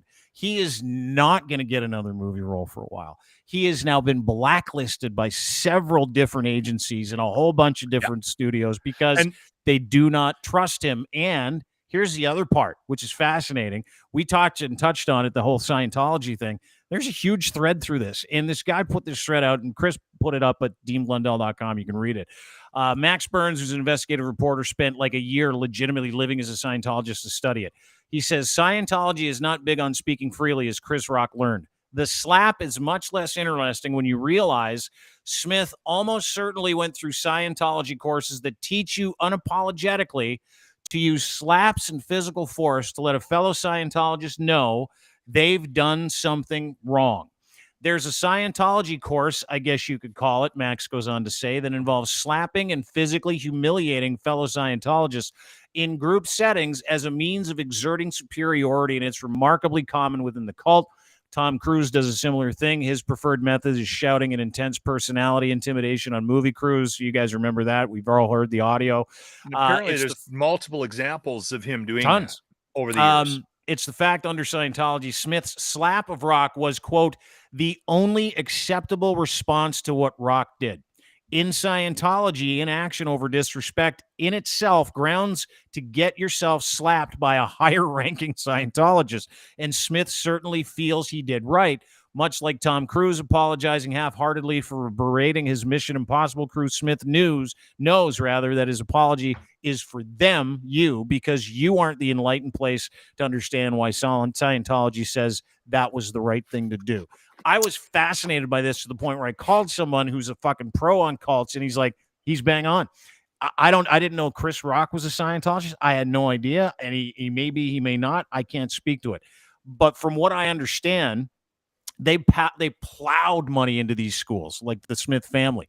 Remember, the Smiths funded and managed an entire Scientology school called the New Village Leadership Academy in California to continue pushing this violent, insane ideology to young people. Congrats on the Academy Award, Will. Don't send Scientology after me. Again, that guy has been chased down by Scientology people. He's been run down by people. He's the guy that has outed Tom Cruise and his craziness. And there's a real Scientology vibe here because that, I buy it. I buy it because it was so fucking weird that it has to be something to do with Scientology. I also right? think, Dean, that there's something wrong with Will. That I think that there is some kind of substance thing or something going on, and I think I think there's more to that or what he did, his response in that moment, than just I agree with Scott 100%. That was driven by Jada, but that doesn't get him off the hook. Just because he's beholden to his wife or whatever their relationship is right now doesn't make it right for him to get up there or get him, give him some innocence in what he did. He needs to be responsible for it. That's why I'm not as angry with Will Smith. Not that I'm not angry or not that I'm as judgmental as I should be. I want to hear what Chris Rock has to say. I think that'll be the interesting thing about this. Well, guess what he did the day after? He announced a fucking massive tour. It Netflix just all fits did. together. And Netflix did. Well, Dude, you're it's reaching. still- You're reaching. No. You're getting killed in the comment section, by the way. I don't Everybody's like, even "You're wrong." care. They're wrong. And somebody did bring up, if he does lose his award, yeah, I might be a little more on board, but I don't think that's going to happen. Will Smith and Tom Cruise are some of the biggest box office fucking draws in Hollywood. You think they're just going to boot him away? Do you know how much fucking money he's made them and will make them in the future? I don't see it happening. I'm sorry. I do. I will be stunned if it happens. I really will be. And I'll eat my fucking words. On this show, I'll come back and I'll fucking bow to you cunts and say, oh, fuck, I was wrong. But I don't think I'm wrong. It won't be the this is it a won't be the setup. first time. I mean, you should be getting used to it. We should almost get you a hat. When we do start selling merch for the Dean Blundell Podcast Network, we will have Bonzi Was Wrong merch available on t-shirts and hoodies. That's right. And, I'm not wrong. and socks. I don't think I'm wrong. You don't think you're wrong, eh? You don't think? No, Dude, no, we you're gotta put money. so Okay, wrong. okay. With So my let's take fucking- this out of the competitive and put it into the fun. Let's have a little wager on it. Let's wager. Okay. Bitcoin.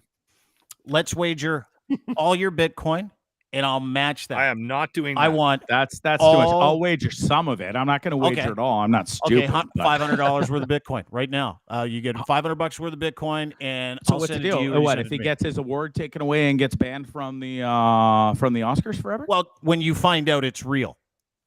No. I How are we gonna bet prove you. I that, bet though? you. I bet you $200 in Bitcoin that he doesn't lose his award and he doesn't get banned for life from the Academy. I'm not taking that bet.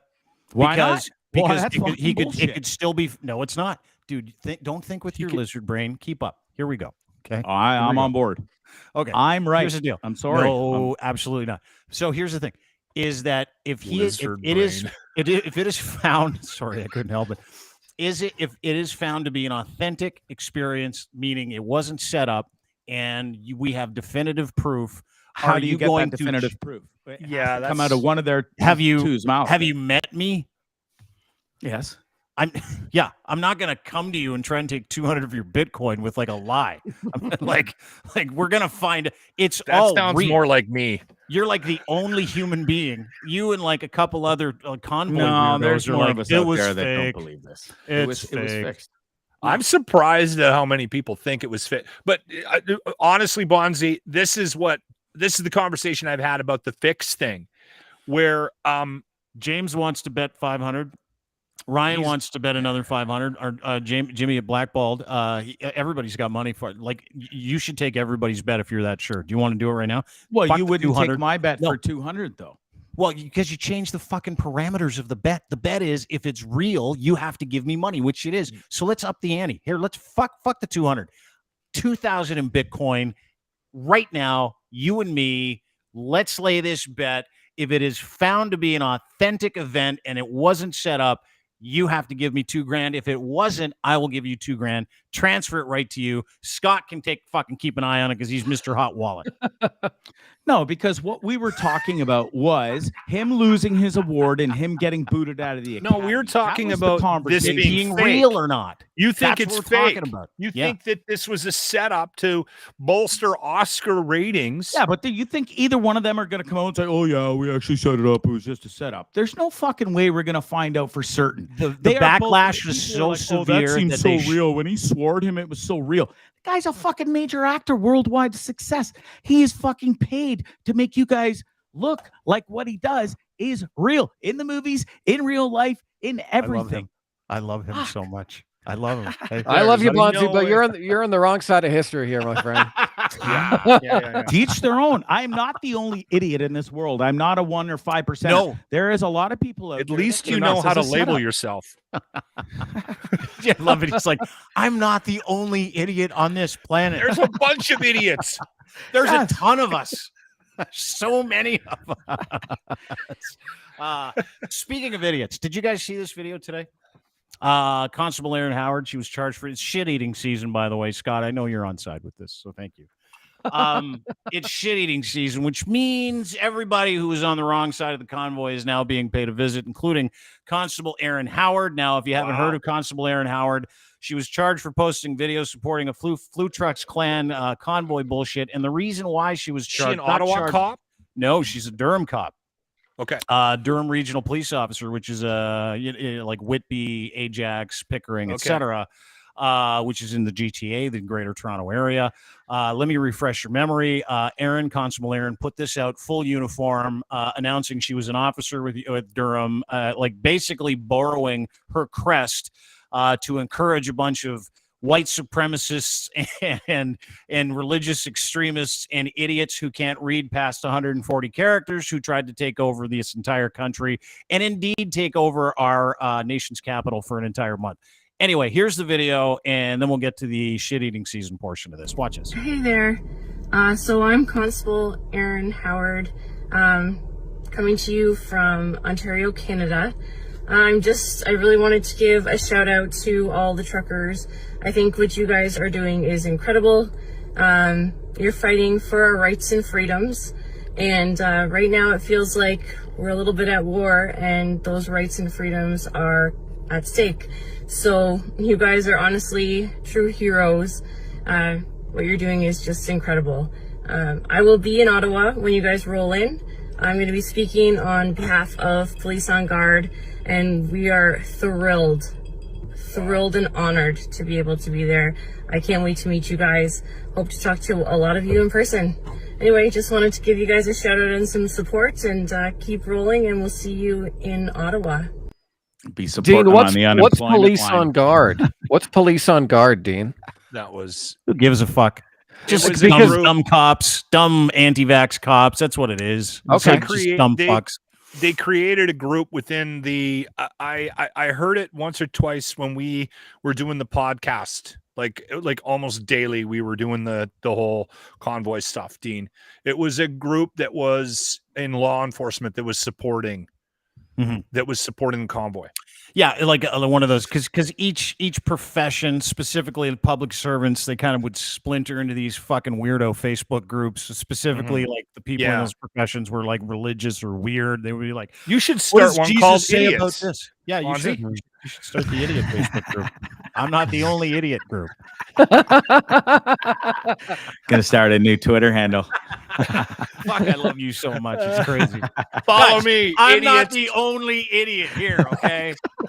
There's a bunch of Listen, I never claimed to be a idiots fucking Bitcoin. genius or a Bring your Harvard grad. Bitcoin in your bands. No, dude, I love it. Don't worry about it. Anyway, so what happened with her? Great question. Now, did she get charged by regular, legal means? No. This is the story. Durham police officer who posted the video online praised the Freedom Convoy protesters while in uniform is facing disciplinary charges. These are Police Act charges. Constable Aaron Howard is charged with 2 counts of discreditable conduct, 2 counts of insubordination, and 2 counts of breach of confidence under the Police Services Act, and she's due to make her first appearance May 5th. Charges after Durham Regional Police told CTV News in January they're looking into social media videos in which she expressed solidarity with a group of fucking losers and called them true heroes. The protest devolved into a 3-week occupation of the federal government. We know what she said, so we watched it. But, here's a question I want to ask you guys. Pose it to the group. This is the roundtable portion of what we do, gentlemen. This is where you come in really fucking handy. We're going to start with Scott Trades because we bullied him for the past 20 minutes and he hasn't said anything. So, Scott, is this a freedom of speech thing, or is this a conduct unbecoming of an officer and a legitimate charge thing? How do you process this? Yeah, so I do agree that she shouldn't have done it with a uniform on, because doing it with a uniform on, police are just supposed to do their job and enforce the laws of the land, whatever those laws are. And so if she was just in her regular clothes and said, "Hey, my name is Aaron, and I just want to let you know I really support this. In my job, I'm a police officer, but I still believe in what you guys are doing." I don't see a problem with that. But the fact that she's in there with her uniform going on, she is trying to make a statement that the police are with you, or at least some of the police are with you. And I think that, again, I think there's a big conflict of interest when you bring a public service like that is tasked with a certain job and then say, "Look, there's a secret group of us and we all kind of believe you, but try not to break the law till I get there."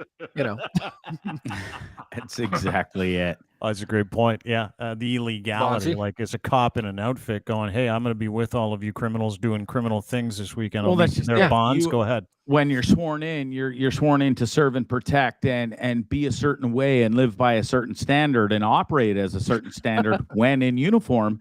And when she's sitting there saying this stuff and kind of encouraging their behavior and stuff, and I'll see you there and I'll be part of your hot tub fucking parties and stuff whilst in uniform in the back, like it's a fuck kiss of death. Yeah, It's totally. just wrong. What if it's a firefighter saying, "Hey guys, keep lighting those Okay. buildings on fire. We believe in Yeah. you." You know, like Yeah. no, you can't do that. Exactly. No. Hey guys, Mike See, from I keep- Durham Region Fire Department. I'll be heading up there to set a whole bunch of fires with you guys while I put out some fires over here. So fire it up. Sorry, Locke, go ahead. What were you going to say? No, it's fine. I keep getting stuck on the fact that they didn't really do anything other than disrupt. It was a protest, and it was a weird protest, and it was loud, and I would not have wanted to be in Ottawa, but they didn't take over the government. They didn't hold anybody hostage. They didn't. I'm sure they did some damage. Maybe they, somebody shit behind a building, and they parked illegally, and they were drinking, and I get all of that. I understand that, but to me, I still see this as a protest, and I'm questioning how far we go with the people that were involved. Well, and that I is a understand great the point. organizers. Yeah. But Bonzi, let's say you believed it and went there and were part of the 3 weeks or even a weekend. It doesn't matter. You slept in your fucking car and you got out and you cheered fuck Trudeau with everybody else. And then you went home, and then they came and arrested you because you were there. How would you feel about that? Like, it's not going to change your opinion about Trudeau and this government and the belief structure that got you to get in your fucking Toyota Corolla and drive there in the first place. So I'm just curious about what the motivation is behind.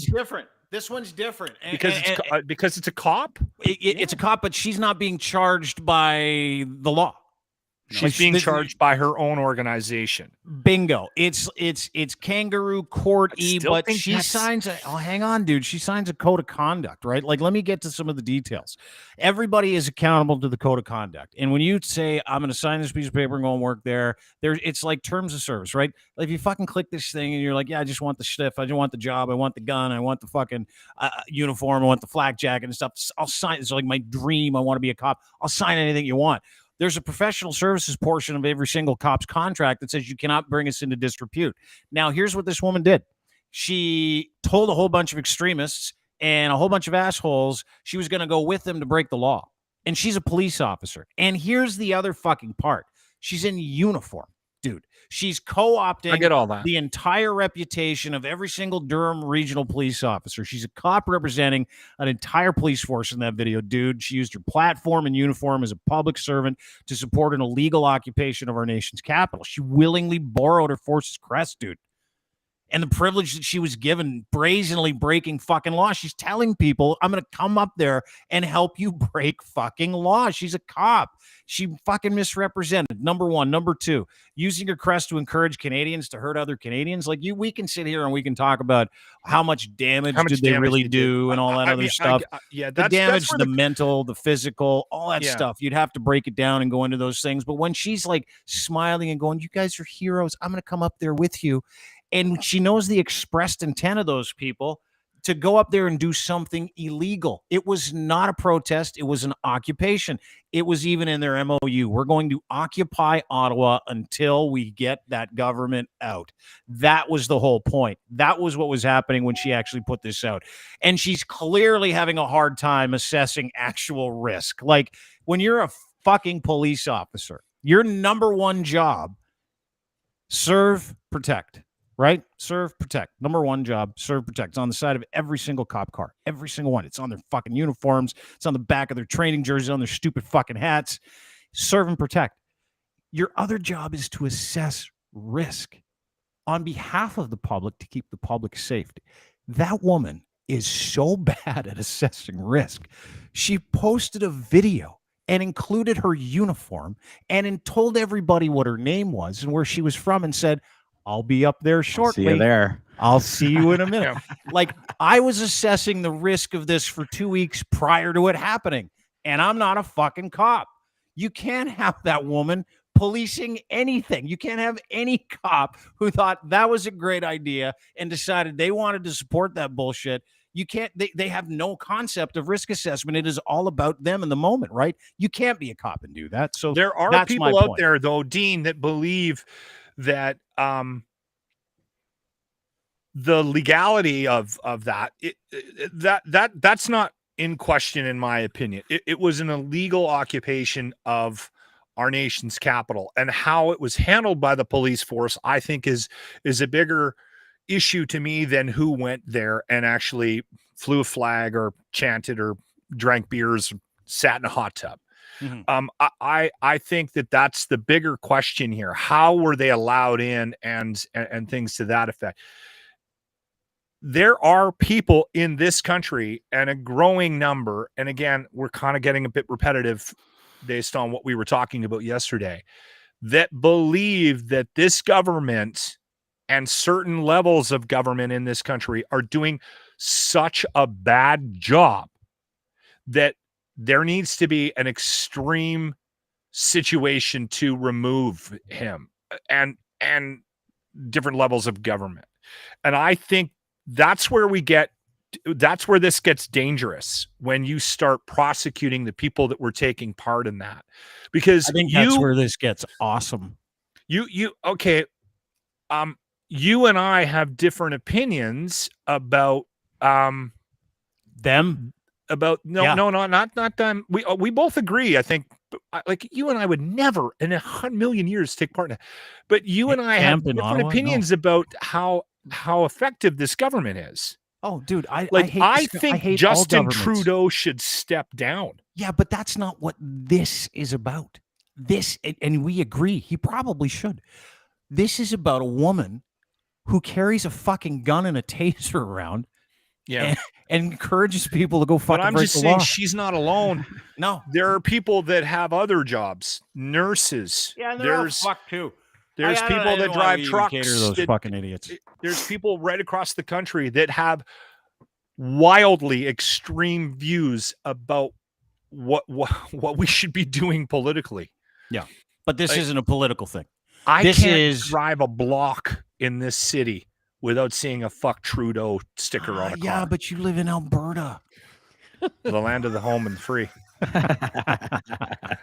Anyway, it's fucking fascinating I think- because I think like the it's going to be a point, big freedom of speech conversation. She's going to say, tell everybody she's persecuted. Randy Hillier did the same thing today. Breached his conditions this morning by saying, this is political persecution. That's what this is. So he breached his conditions. He's going back to jail. Sorry, I didn't mean to. I'm okay with interrupt Randy Scott. Hillier going to jail. Yeah, me too. I love that.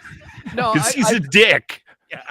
I think, Locke, if you take the initial protest, if you take the occupation out of it, what if it's a police officer supporting someone breaking laws in some other way? Maybe it's not a protest. Maybe it's, hey guys, I don't like these banks. So, well, a bunch of us here at the cop shop think that you can rob some of these banks.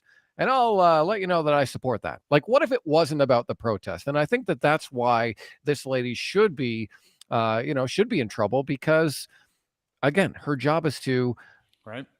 It's Police- to enforce the laws, whatever, even if she doesn't agree with them. And if she doesn't agree with them to the point where she has to switch careers, then she's like, cool. Hey guys, I'm a former cop. And you know what? I couldn't do it because I like Yeah. freedom and this is what I want to support. Then cool. I think she Great thought point. she was supporting a protest of the government. I don't think when she made that, I'm not defending her, and she's probably going to get into there's shit another for it. problem. There's I another don't problem think- then that presents you're another right. problem is that she's too stupid to understand what's going on. She I can't think be a cop. she made that video going, I am supporting a group that is against how our government is doing its job right now. That should be allowed, whether I'm a police officer, a teacher, or a baker. Right? You understand what I'm saying, Scott? That's why Oh, yeah. I think that this is dicey, because it does include an occupation. And what Dean is saying and what her bosses are saying is you supported an illegal occupation.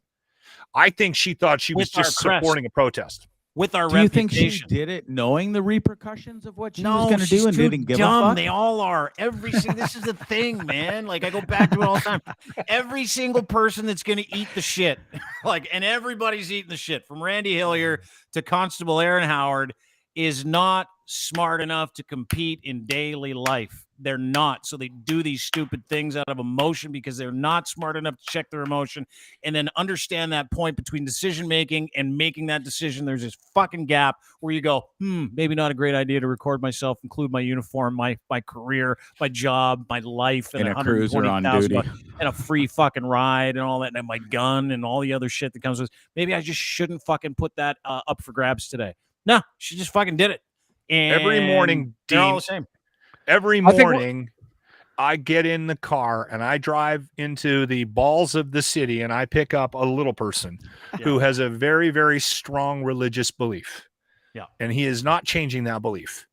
And we can go into work every day and we do a show together. We have very, extremely polar opposite views about religion, and I can get along with him, right?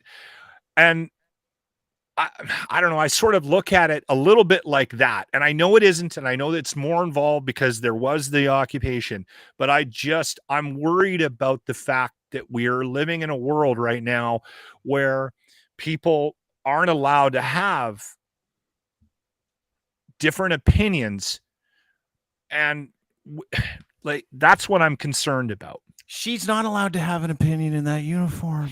That's the point. That's the point. And what we're seeing, I think, we're seeing social natural selection. Where the social aspect of our life is really pointing out who the idiots are in all of our lives. And I think our friends list on Facebook got a lot shorter over the last 2 years here. She's and one of them. That's a concern. Aren't you a little bit concerned about that? No. I haven't, nobody has gone to the wayside for me that I'm too concerned about, but I'm also think that that's not a good thing. I think we should be able to get along, and I think we should be able to live our lives with people that have different opinions than us. 100%. 100%. But I don't think I do not agree on how to live life here at all, and I consider him a close friend. Mm-hmm. But I think you have to decide, who do I want in my life right now? And maybe you guys have everyone's gone through those people where it's like, you know what, this person is not meant for my life right now where I am. Doesn't mean I can't have a conversation with them if I see them in a street, but I don't want them seeing pictures of my kids. I feel a little weird about it. So I think being okay with, I agree with what you're saying, Locke. It's important that we have conversations with people we don't agree with, because we can definitely learn something. And that's, as an investor, you're going to get someone who's a buyer and someone who's a seller. And the seller thinks the top is in, and the buyer thinks, no. I still think there's room to go. And so you have to appreciate that side, but also recognize when someone is no longer fit for the season that your life is in. Great well point, put, Scotty. Well Scott, you're fucking good at this podcasting shit, right? I learned from you guys. Oh, come on. No, man. There's a saying, and it's a Stoic saying. It's like, cruelty is nothing but weakness, right? And I watch people be super cruel to people just trying to get by in Ottawa. And when I see this stuff, I'm like, fuck, I'm all in. And I know that woman, probably the way she presented it, the way she talked about it, she probably didn't know. And that presents yet another problem, as we said, right? Too dumb to fucking do it. Like, I'm sorry. You can't have a cop like that has no idea how to assess risk when she's like, I'll be there tomorrow. And all of a sudden the Emergency Act has to get triggered. Like, fuck, right? That's what we're talking about. Not the biggest issue we have today. The biggest issue we have today on this show is, and this is fucking out of nowhere, and I understand it, we almost lost Bonzarelli this weekend. Oh, yeah. I can't wait for this story. Bonzi, we're all very worried. Please tell me you got video of this. Well, he doesn't, but let me just set the table. This weekend, I'm running around. We're part of this DM group together, right, Scott? We're going to invite you into the group, by the way. We're going to do a whole group with you, a nice little DM group. I can't wait. So out of nowhere, we get this DM. It's like, guys. You do a good Bonzi. You just copied my voice. Guys. Oh, listen, guys. It's like, guys, I fell. Guys, I fell off my bike. Was it a voice message over WhatsApp? Yeah. Is that what happened? DM. No, but we all just do that when we get Bonzi. When we talk about Bonzi, we talk like this because that's how he talks too.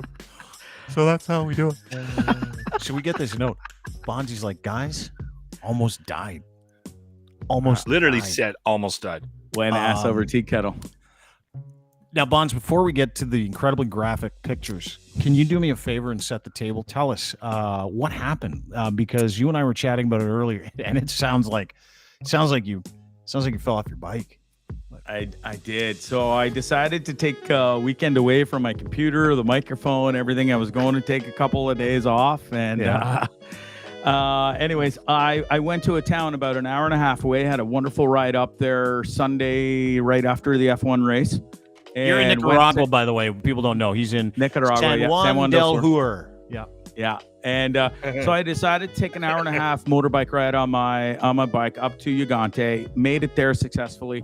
Had a wonderful afternoon and evening with friends. And I was going to my hostel about 7:30 to drop off my bag because I hadn't even been there yet. Went straight into town to the friend's bar. Friend's band was playing. Heading home, it was complete dark and the lights on my motorbike failed. As I was going up an insane, crazy hill that had sort of been washed out, we were on a slant, we were on a super steep hill, and I couldn't see where I was going. And the next thing I knew, I was trying to follow these red lights ahead of me.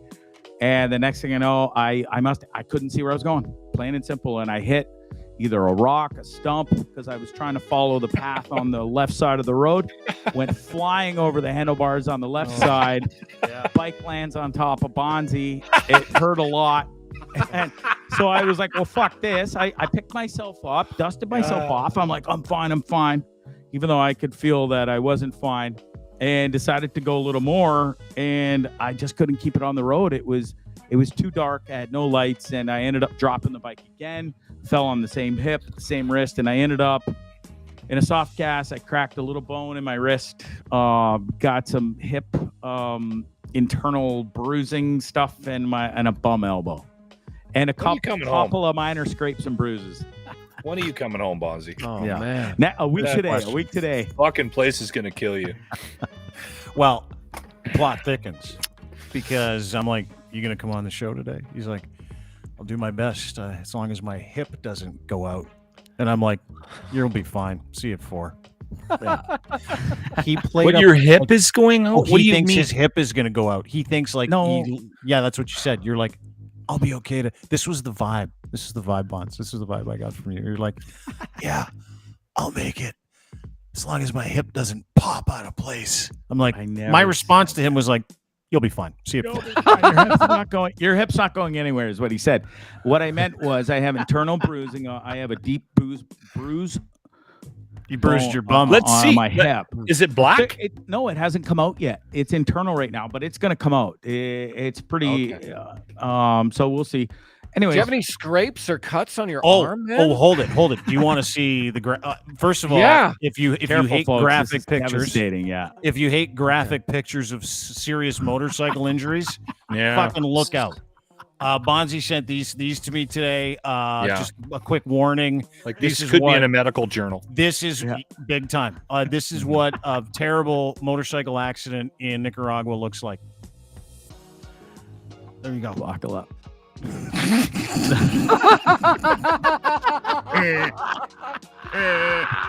my God, dude! Look at those. I get those marks cooking a pizza. Like, give me a break. Wait! It gets worse. It does. Careful, folks. Careful. Look at that. Oh wow, Bonzi. Devastating. I don't know why you're not dead. 0.0 stitches, by Crazy. the way. Internally and externally, no stitches. Guys, it gets worse. There's another one. Yeah. Just looks like he had his sock on too long. This was not from the motorcycle accident. This was from a medication gone wrong. That was last week's injury. That's his goat foot. Yeah. Oh my goodness. and then of course the splint that he was given to protect the hamate bone Man. in his wrist, which is That's great. crazy. Did the school principal give you an ice pack after? We did get a couple ice packs. Yeah. Bonzi, you're amazing. Thank you, bro. get a You know what? sucker? Did you get a popsicle? You know they what didn't you even give do? me Nothing. You know what you need to do, Bonzi? You seriously need to. Look How much at did that this. trip to the hospital cost you? So it's free, by the way. Good for you. I will admit something, and I shouldn't even. I don't even know why I do this to myself, but my health insurance ran out down here about a week ago because I was supposed to fly home a week ago, and I didn't renew it. So we're Yeah, we running know. on gambling situations right now. But That's your whole life. incidents with the medication gone wrong and my swelled liver, and then the Swollen. motorcycle accident, swollen liver. Thank you. You're welcome. It's all free at the hospital down here in San Juan del Sur. What'd they give you for a swollen liver? Just told me to stop the medication I was on, and I had to flush my system out with a plethora amount of water. Anything to do with the drinking? No, well, maybe a tiny bit, but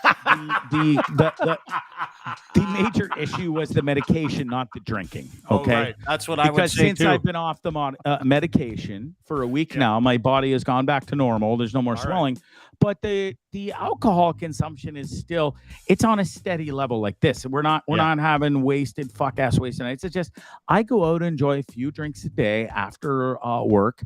Me too. And now my body is back to normal on the same amount of alcohol. So Congratulations. thanks. Yeah, really proud of you. You know, and that What kind are of you honesty. Sorry, that kind of honesty is only rivaled by this kind of honesty. I come home drunk from school, laying up with men, out there prostituting, having oral sex with my mouth, licking me in balls. That is my favorite clip of all time.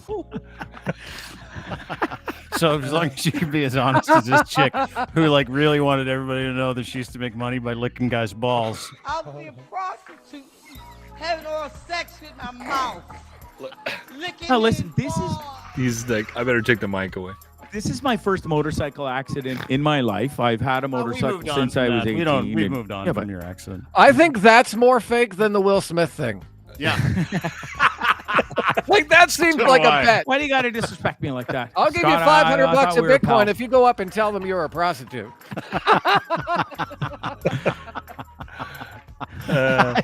Good for you, Bonzi. Good for you. You Thanks, got pal. 1 week left. You're not going to Yeah. get stabbed. I'm trying to think positive about you, but I did think Yeah. that you. Well, after I heard you had a motorcycle accident, I was Glad like, you're okay. this fucking guy's going to die down there. He's No, he's not. Listen, You he want is- him to die, no, no. though. This is the thing, and a lot of people don't understand. Again, I'll bring you inside our DM group. Every DM from Lachlan to Bonzi is asking him his quote. It's with Have you love. been stabbed yet? Yeah, legit asked like he really means it too. Bonzi, I'm just curious. Have you been stabbed yet? He really wants Bonzi to get stabbed before he comes. I in. like how I'm hoping the Lachlan- motorcycle ready to pay accident. somebody to stab me. Like, we got to figure out how we can do it gingerly, where I only take a few stitches and not get really injured, and fulfill Locke's fantasy of me getting stabbed. I Scotty, swear you to were gonna God, say the least surprising thing on the planet for me would be if we have you on the pod next week and you get a knife sticking out of your shoulder. Least want it surprising so thing. bad. Scott, it would be a plastic knife though, like from a cafe or something. Like nothing really too bad. Yeah. Something you get from the cafeteria. Superficial He just wound. fell. He felt weird. I like, by the way, I love your Lachlan voice. It sounds like Lachlan is Jim Gaffigan, kind of. It's a mix of Jim Gaffigan and Bill Burr. That's Okay. how I So like to- stick to roll around. with it. Bonzi might give you his massage therapist voice. I'm good. I'm okay. Hey, I don't had need a that. great set. You know what? Never mind. Cancel me on the DMs. I'm Yeah, fine. boy. I won't put you in the DMs. And you know what? Is the one thing I know for sure is that it's always good to be honest. Having oral I think sex I'm going with for a my rub and mouth, tug tomorrow. licking me in balls. She might even lick my balls. I found that today online, and I'm like, I'm gonna play that all day. I don't even care. I'm going to play That's this woman standing in a church saying, I used to make money by giving guys head and licking their balls. The brother Reverend's like, oh, please, mama. Oh, please, mama. Oh, please. My mouth. My Licking mouth. his balls. Sounds like Will Smith. Yes, Keep yes, my anyway. wife's words out of your fucking mouth. Which was real, by the way. Thanks, Bonds. Appreciate you doing this. Great to see you. Yep. At Bonds, Thank you you, live. You got pal. a show tonight? You got a show tonight? Is that correct? I do have Okay. a show tonight. Yeah, Tripping with Bonzi, 9 p.m. on YouTube and the Dean Blundell Network, which you're familiar with. We were supposed to have Bongo Bob, an amazing musician, worked with a bunch of amazing people. He canceled. Something came up this morning. So we're just Shit. I'm gonna go on a rant tonight, and just some typical regular Bonzi rants, and we'll have a good And time. I was as going to always. tune in for Bongo. Bongo Bob. You could joke. You about it, but ruined my night. he's played with the likes of Paul McCartney, some like famous bands around the world. Bongo Bob, Bongo Bob No is a bit of a big deal here in San Juan. No, Is Steel Drum Steve around?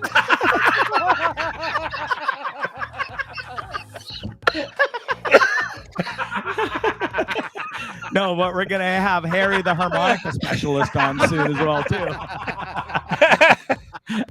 Oh, shit. Steel Drum Steve. Oh my God. Oh, my God. I'm going to have a How about seizure. Keyboard Kev? That's in a couple of weeks. I hope something doesn't come up. If I'm gonna have Scott Trades fill in tonight, as a matter of fact, I'm pretty good at Well, that. fuck, at least people have heard of him. Like, there's no way I'm coming on after you fucking canceled Bingo Bonzo Bob or whatever. His name Oh, is. you're not allowed. Hey, this is a true story, Lock, real quick. If Hey, how you about, call how him about Bingo Metal Bob Triangle in Tim? town, You get him in the he band. gets mega upset if you call him Bingo Bob. It's a major trigger for the little fella, and he's about 5'3" too. Of course he is. Of course he is. And of course he gets mad when you fuck up his name with one vowel. Of course he does. His name's Bongo Bob. Oh, Like, Bongo story. Woo. Damn. Anyway, thanks for doing this. Thanks for having me, Dean. I See love you you tonight. guys. It was Scott, pleasure to meet you. Lock, pleasure as always. See Don't you get guys. stabbed. As much as I'm praying for it, I still don't want to see it happen. Okay. Gotcha.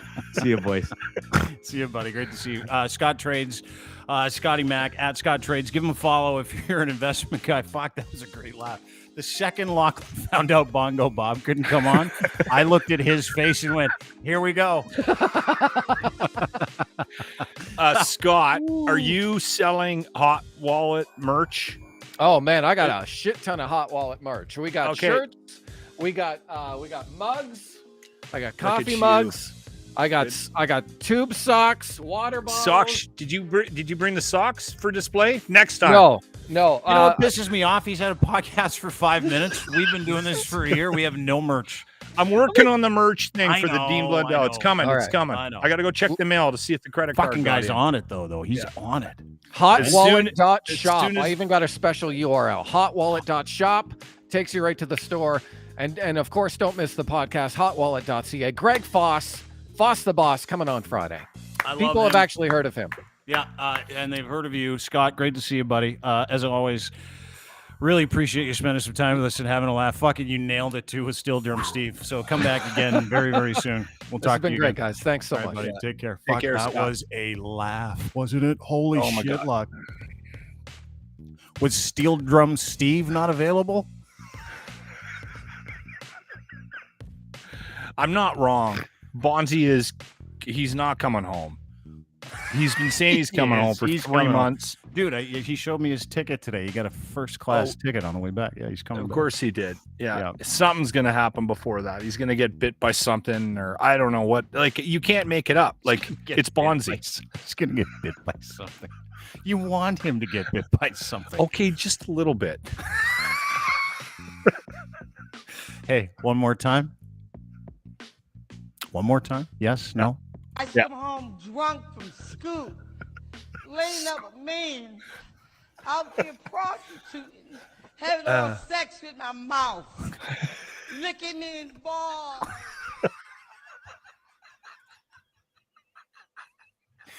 You if need we to could save all be that. that honest once in a while. All right, brother. Thanks, pal. You have a good to see one. you. All right. All Lachlan Cross, 95.7 Cruise FM in Edmonton is where you can find him. Thanks, everybody. It was a lot of fun. We really appreciate you being here. Thanks to Danielle and Leanne and YS and Stony and Ryan and Angelica and Ian and everybody. I mean, our comment section's crazy, and I can't thank you enough. It's super cool to see you guys in that community hanging out, having a good time, taking care of each other. From me to you, thank you. It's fucking great to watch. I really, really mean that. So thanks for taking part and being part with us. Thanks for being part of our community. I know I don't say that enough, but that's what we're building here, and we're honored to have you part of it because it means you find some common sense once in a while, and we get a chance to be part of that, so we appreciate it. Don't forget, you can sign up for a newsletter at DeanBlundell.com, where you can get all this stuff sent to you instead of having to go look for it. And I want to thank our sponsors at Domination. Dominate with content with Domination.com, DMNTN.com. AI for people that produce content and software. Sorry, I'm still laughing about the Steel Drum Steve bit, but don't worry about me. Worry about Domination, DMNTN.com. Try them if you're a gamer, streamer, podcaster, you produce promos, etc., etc. It takes you minutes instead of hours. It's brilliant. Use them today. They're our partners. They can be yours as well if you're a gamer, streamer, or content producer. That's what we do. Also, thanks to our friends at Easy Auto Financial. EasyAutoFinancial.ca is where you can find us and where you can find our friends at Easy Auto Financial that help you get in a car. If your financing is shit, they've got everything covered for you. Not only can they get your financing, they'll find the car you want from the dealer that you want to go to. They take care of everything. Absolutely brilliant. EasyAutoFinancial.ca. Check them out today. No obligation when you sign up, just to kind of communicate with them, by the way. They don't send you anything unless you want it. Incredible people. Do a great job getting you in a car. A lot of people need that help these days, so check them out. And of course, edsfineimports.com. His gits are on our bodies. They can be on yours too. Gentlemen, you will love these. Pouch right in the front, super breathable, nice and light, great band, luxury branded underwear, great price, and they're Canadian made. So get them from my friend Ed at edsfineimports.com. Gitch3 is your promo code. When you use it, he will send you a free pair. If it's free, it's for me. That's what I'm saying. So check out Ed's Fine Imports and his Gitch. Ladies, buy them for your guy. He'll love them. Trust me. It's one of those things you say, Dean told me to buy you these underwear. He's like, Dean who? Dean Blundell. He's like, why does he want me to wear his underwear? Because they're the best. Anyway, thanks for being part of the show. Really appreciate it. And we'll see you tomorrow on this very program. I believe we're at 3 o'clock. Are we at 3 or 4 or more? I'm not too sure. I'm going to say 3. We'll figure it out then. Have a great day. Oh, by the way, we're done with the Will Smith shit. That was my last day. I can't do anymore. So expect none of that tomorrow. Bye.